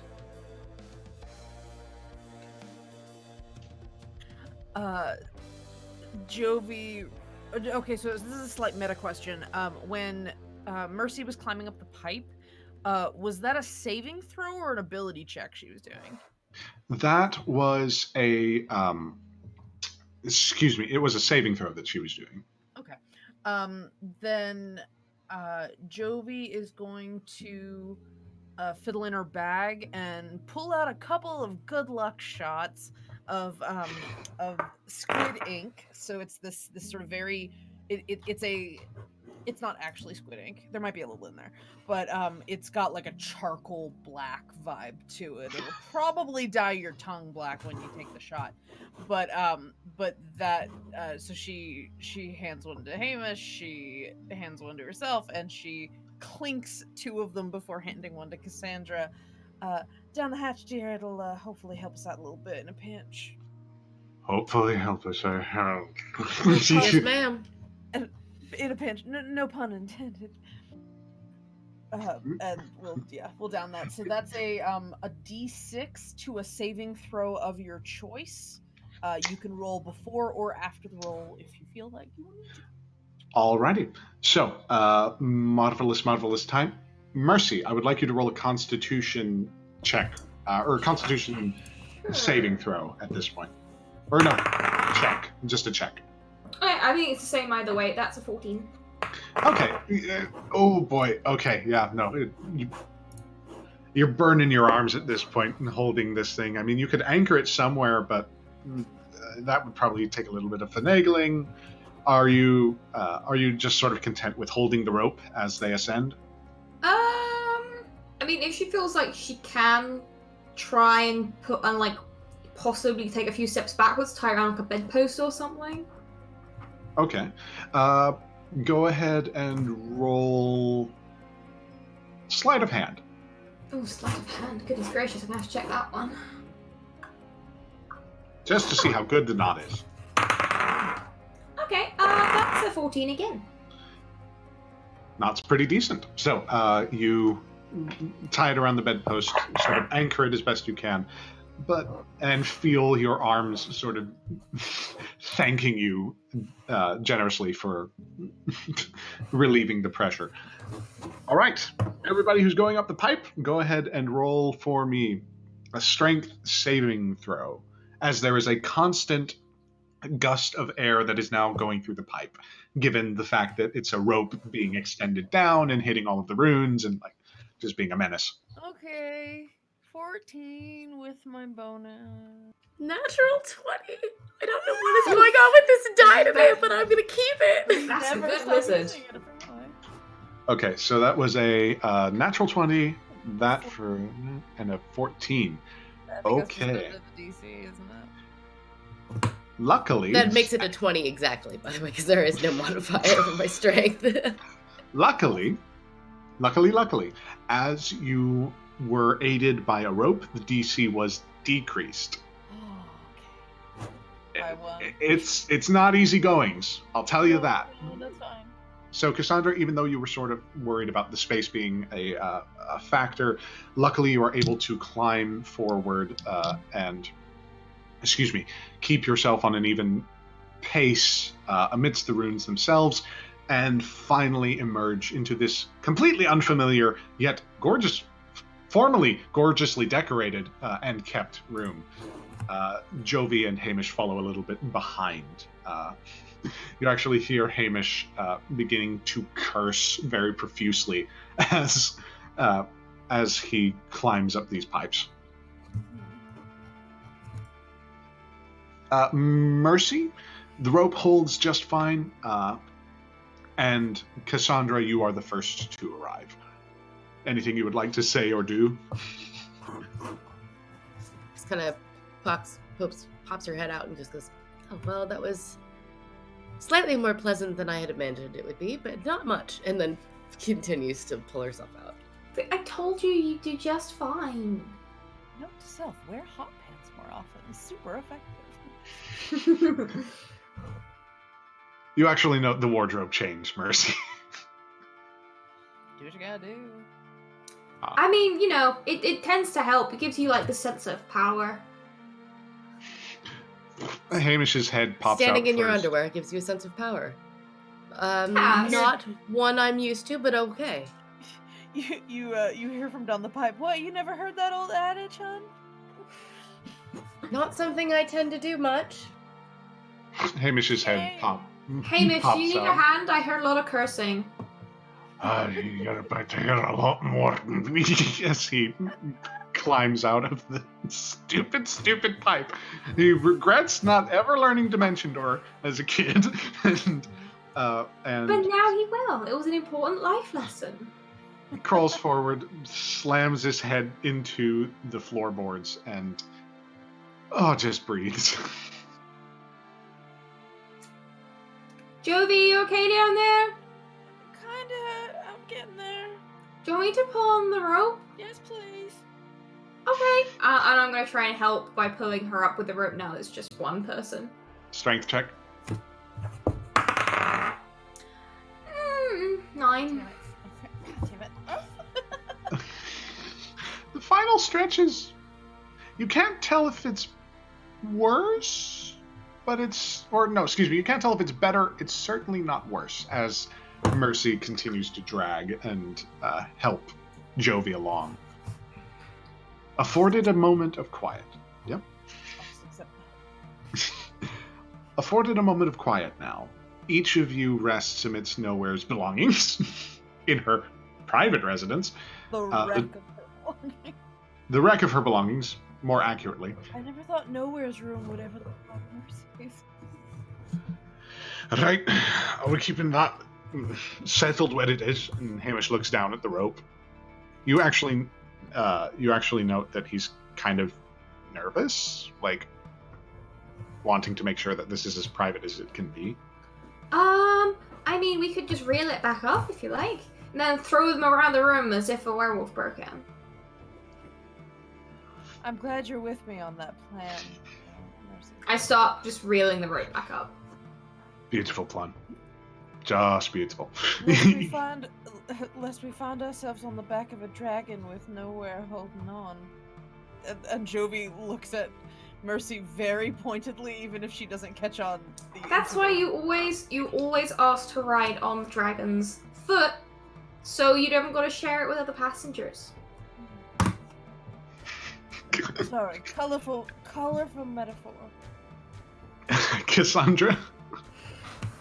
I'm sorry? Yeah, it's something you should really Nowhere's consider not in the here. future.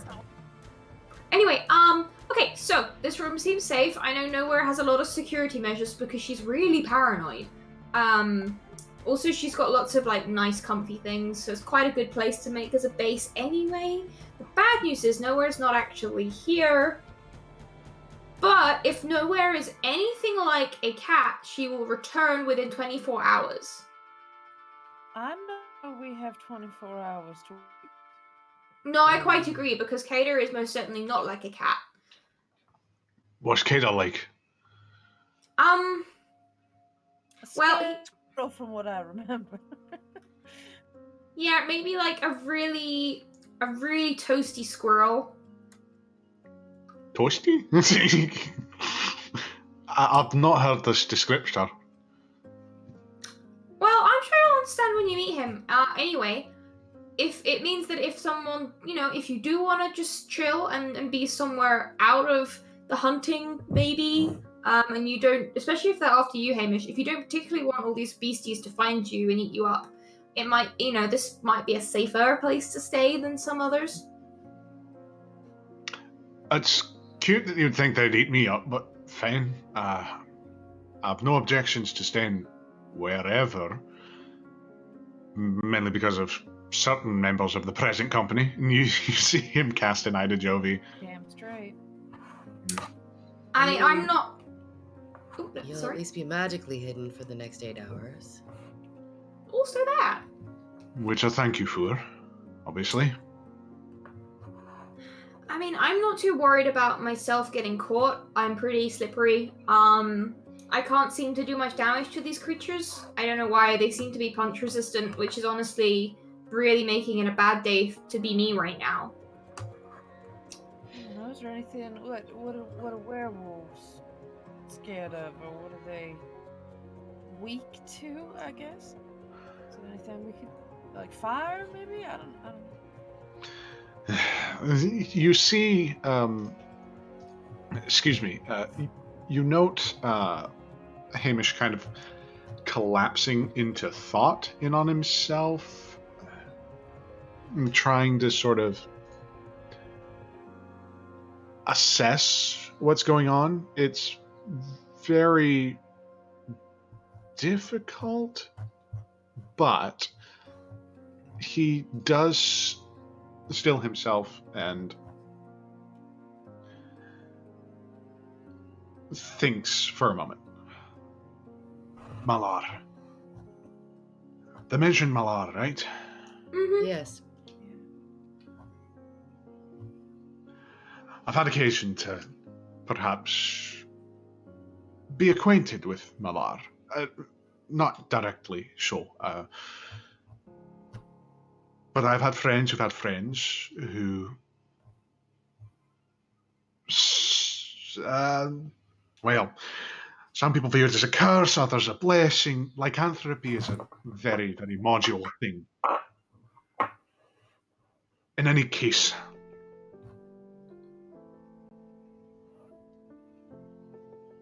there's only so much that we can do. Especially considering how crafty that bastard is. Look.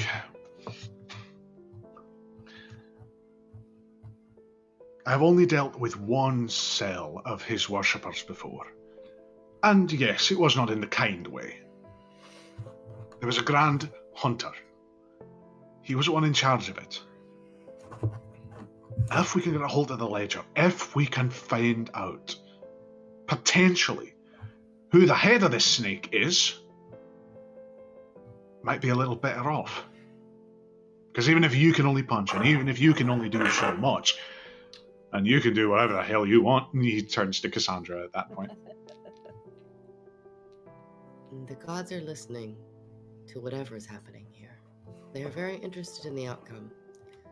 And I think they're making it a little easier on me. On us, perhaps. There you go. I'll go ahead. God, how can we go wrong? I'll go ahead and believe that. I believe in that. We're trying to find nowhere, eh? Right. You staying here for safety? Or are you So coming with? It's up to you. Or Jovi. Jovi nods to Mercy. That no, it's up to you.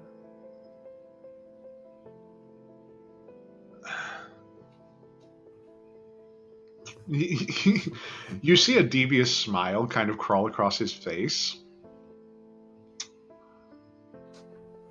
I don't know how useful I would be with you.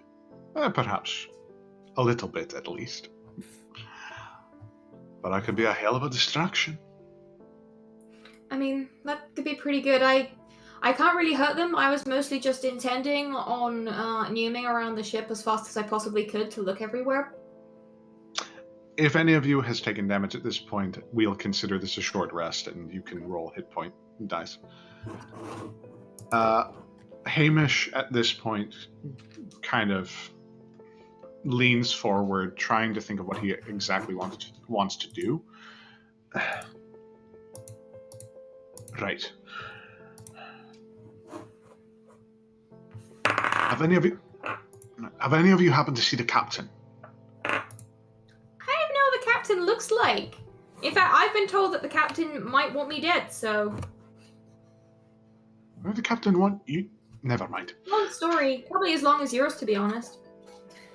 I doubt that. How old are you, then? Jovi, you were saying? There's a split second where Jovi has her arms crossed going, no, I want to hear this. We haven't had the pleasure of seeing the captain since this all broke out.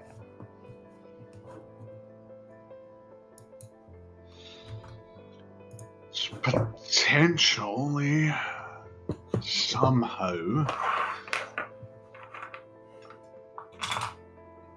he's trying to build off of what information that he knows, which is very limited, and unfortunately, with that role especially, you see him kind of give into the the pressure that he's feeling, and he kind of just grits his teeth, and you see a few sparks fly in his hand as he tries to sort of rocket out some sort of answer.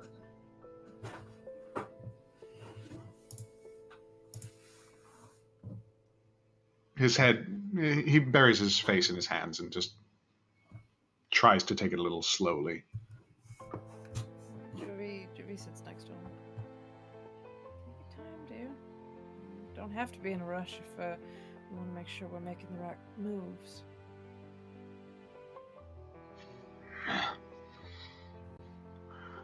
Find the ledger.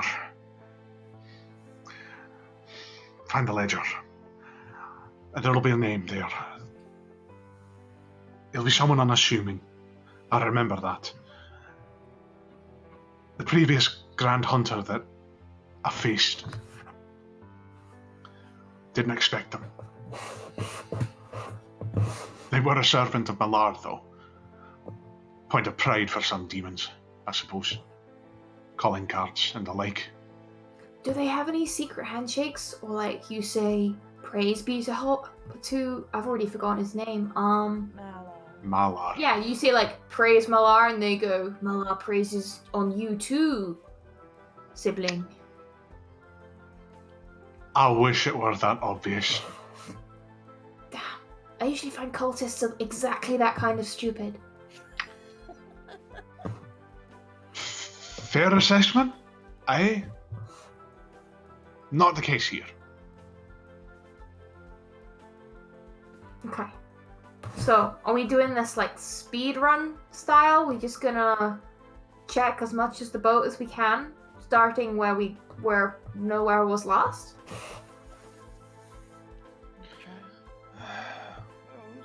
Well, you said that you, being slightly apocryphal, I'll say that, or actually, Hamish looks to you, Mercy, and kind of blinks a few times. Where's Bahazet and the rest of them? Bahazet ran off to go kill werewolves, I think. Okay, well, there's a possibility that maybe he found her. Maybe a possibility Follow the worth. sounds of cacophonous rage. Then. Yeah, that shouldn't be too hard to follow. This, And if there is any chance that a name is in a book of whoever is behind this, I'm sure they're trying to find it to erase the name from the book anyway. That's true. They probably also want it. She'd be the prime target, or at least one of many. I would say maybe one of two. And she looks at Hamish. Eyes narrow, but no further words are spoken. I'd say one of three. Tell you what, cut you a deal. You go find Nowhere, I go find the captain. Okay. Works for me, I mean, sure. Been a while since I stretched my legs anyway. Starting to think. You sort of see him pause mid-sentence. Starting to think a lot of things. Ugh. Right. We going? Yes! Yes, we are! Fantastic.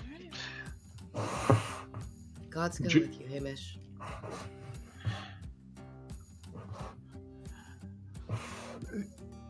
He turns to look at you, Cassandra. His eyes are very bitter. Almost as if there's a taste of it on your tongue, just by looking at it. He does not respond, but he does nod. With a casting of Mage Hand, he undoes the locks on the door and scurries out quickly. Jovi grab his arm before he actually leaves. As he crests out of the door, you reach out and grab. She grabs his collar and pulls him in for a very hard kiss and then whispers at him, "If you die, we're gonna have words." Please. I know you'd find me. She winks at him. He goes into the shadowy hallways. You hear him curse a little bit, and a flash undoes a lot of the shadows, which seem to be illusory, and marches forward into them. Before you adjourn back into the room, however, I need you to roll a wisdom saving throw. 19 total. There is a chill at the base of your neck. Your eyes sting slightly. There is a message sent to you. One from a very familiar source. It is not received. But that same shadow, the one that lies in front, is tangible, it's visible. The one that claws at the back of your mind, not so much. And as it claws, you stand resolute, shut the door, bolt the locks, your body almost not in control of itself.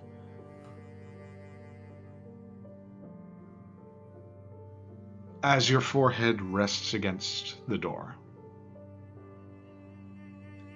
a soft chuckle emanates, echoes, and then dissipates.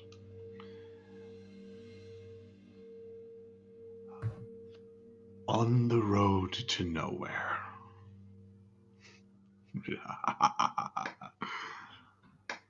It is all that you receive of the message.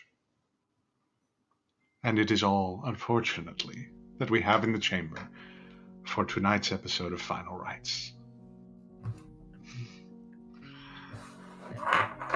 No, Jovi, what did you lock us in with?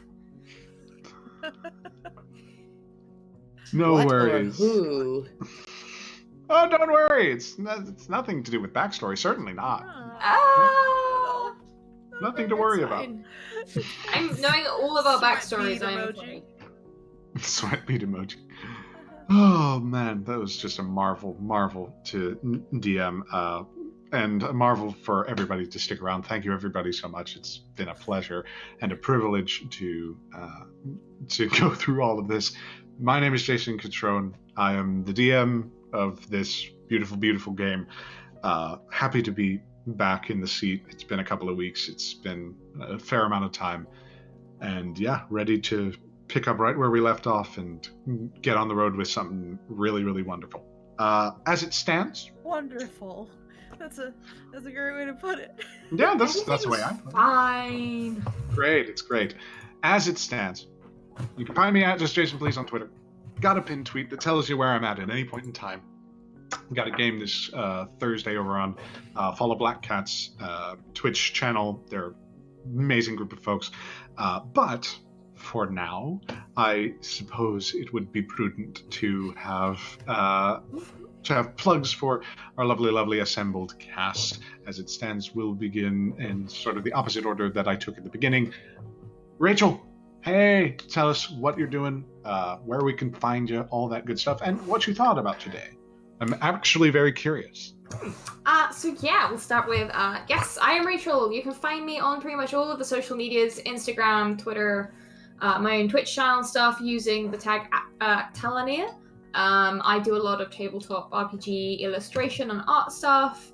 All of that you can see on my Twitter and Instagram and all that jazz.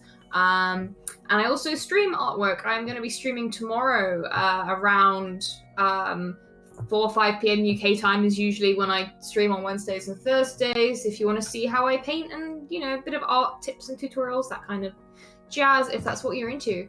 I also roll dice at inappropriate moments, and play D&D with these wonderful people. Nerdsmith are a fantastic channel. Support them if you can. They're all lovely, lovely, lovely people. I also will be playing the season premiere of a wonderful game called Alas the Awful Sea with the Scraticus Academy channel that premieres on Thursday night. I'm really excited for that game. It's kind of like a slightly dark supernatural setting kind of like Victorian England, so that one will be good fun. Anyway, yes, this session was super fun. I love the dumb shenanigans we get up to, and the fact that we can contrast that with the cool, sinister stuff that's also going on. I think it's really fun that we can do both in one wonderful story. So thank you so much to Jason and all the wonderful players for helping create this lovely thing. It's always good fun and always wholesome. So yeah. Can I chime in real quick and say I've been stalking Rachel on Twitch, and you should definitely check out her art stream. It's delightful. It's delightful. Thank you. One time. Cannot sing your praises highly enough, especially since you have done the portraiture for damn near all of my games. Like I'm so happy, not only with your work, but with having you as a friend. Honestly, it's wonderful to have you here. As it stands, we now throw to Angela. Hi. Hi. I'm so pleased to learn that laundry chutes are Jason's door. When it comes to D&D nemesis now. Yeah. And no matter what, you couldn't dissuade Mercy. She just kept rolling too well for you to dissuade her from the plan. Anyway, this was delightful and spooky, and I can't wait for next episode. How dare you? How dare you, Jason? But thank you. And I am Angela. You can find me at darling_gypsum on Twitter. I post a bunch of nerdy stuff and make a bunch of nerdy stuff, and that's generally how I live my life. You can find me tonight on Shenanigans at 7 p.m. Pacific, 10 p.m. Eastern. It is our save point. If you have not caught Shenanigans before, this is a very good on-ramp for you. We'll be reviewing our previous story arc and starting our next one, so you can catch up with kind of who we are and what we've been doing. So please check that out. And then tomorrow, Wednesdays at noon PST, we have the Discover RPG Power Hour with me and our amazing Final Rites producer, Logan, as we shoot the shit and talk about RPG and what we like about it. So you should definitely check us out on your lunch break if you have the time. And those are my big things. Fantastic. Yeah, no. Go ahead and follow at darling_gypsum on Twitter. Honestly, Angela, this show and so many others could not run without you. We thank you so much for being here for Final Rites and just for the network. Honestly, so just happy as a to be point. along for the ride. Yes, and so happy to have you along. As we now go to Tessa, our I think third or fourth guest. Yes, marvelous to have you here. Please tell the good people who you are, where we can find you, and how you thought of today. This has been an absolute blast. I've had so much fun today. I've been so excited to actually be able to guest. So I'm delighted. This has been very, very fun. I'm Tessa. You can find me on Twitter at Selkie Dreams. And you can find me tonight also on Shenanigans with Angela playing Bonnie, my half-elf bard. And on Friday nights, you can find me on the Nerdsmith Twitch channel DMing Dead Men Tell No Tales, a Ghost of Saltmarsh story. And then if you are not interested necessarily in D&D, you can also find me on In Vain Valpurgisnacht, a Vampire 5th Edition podcast, also on the Nerdsmith Network, playing Dallas. Yeah. Very, very nice. Wonderful. All right. Well, as it stands, I would like to give thanks, of course, it being the month and everything, to our wonderful producer, Logan, and to Angela for the opening credits. I would also like to give thanks to our sponsors, World Anvil, premier world building service. You're going to want to help and support them. You can try it out for free at worldanvil.com, but for the price of a few upholstery pins on eBay, literally, you can. Google you can. that? Did you like look for that on eBay? No. I bought this for like a cosplay, and then I just now thought, oh hey, yeah, no, this is about the anyway. 2 questions. I'm not gonna ask about that, but a cosplay? What are you using upholstery pins for? It's an annular pin. Like I've got like a ring and like it's a thing. Anyway. All right, I got you. Yeah, You yeah. solved the question. Yeah, exactly. So you can go support them. Worldanvil.com. Light up the forge. Have fun with that community. It's just a wonderful group of folks. Then Die Hard Dice as well, one of our premier sponsors of purveyors of pristine polyhedrals. Wonderful designs in metal and plastic. Roll with the best. Please go check them out. Tell them we sent you. If you're looking to support more content like this, please check out nerdsmith.org/support. You can find out where your money goes and what your money can get you if you even search us up on Patreon.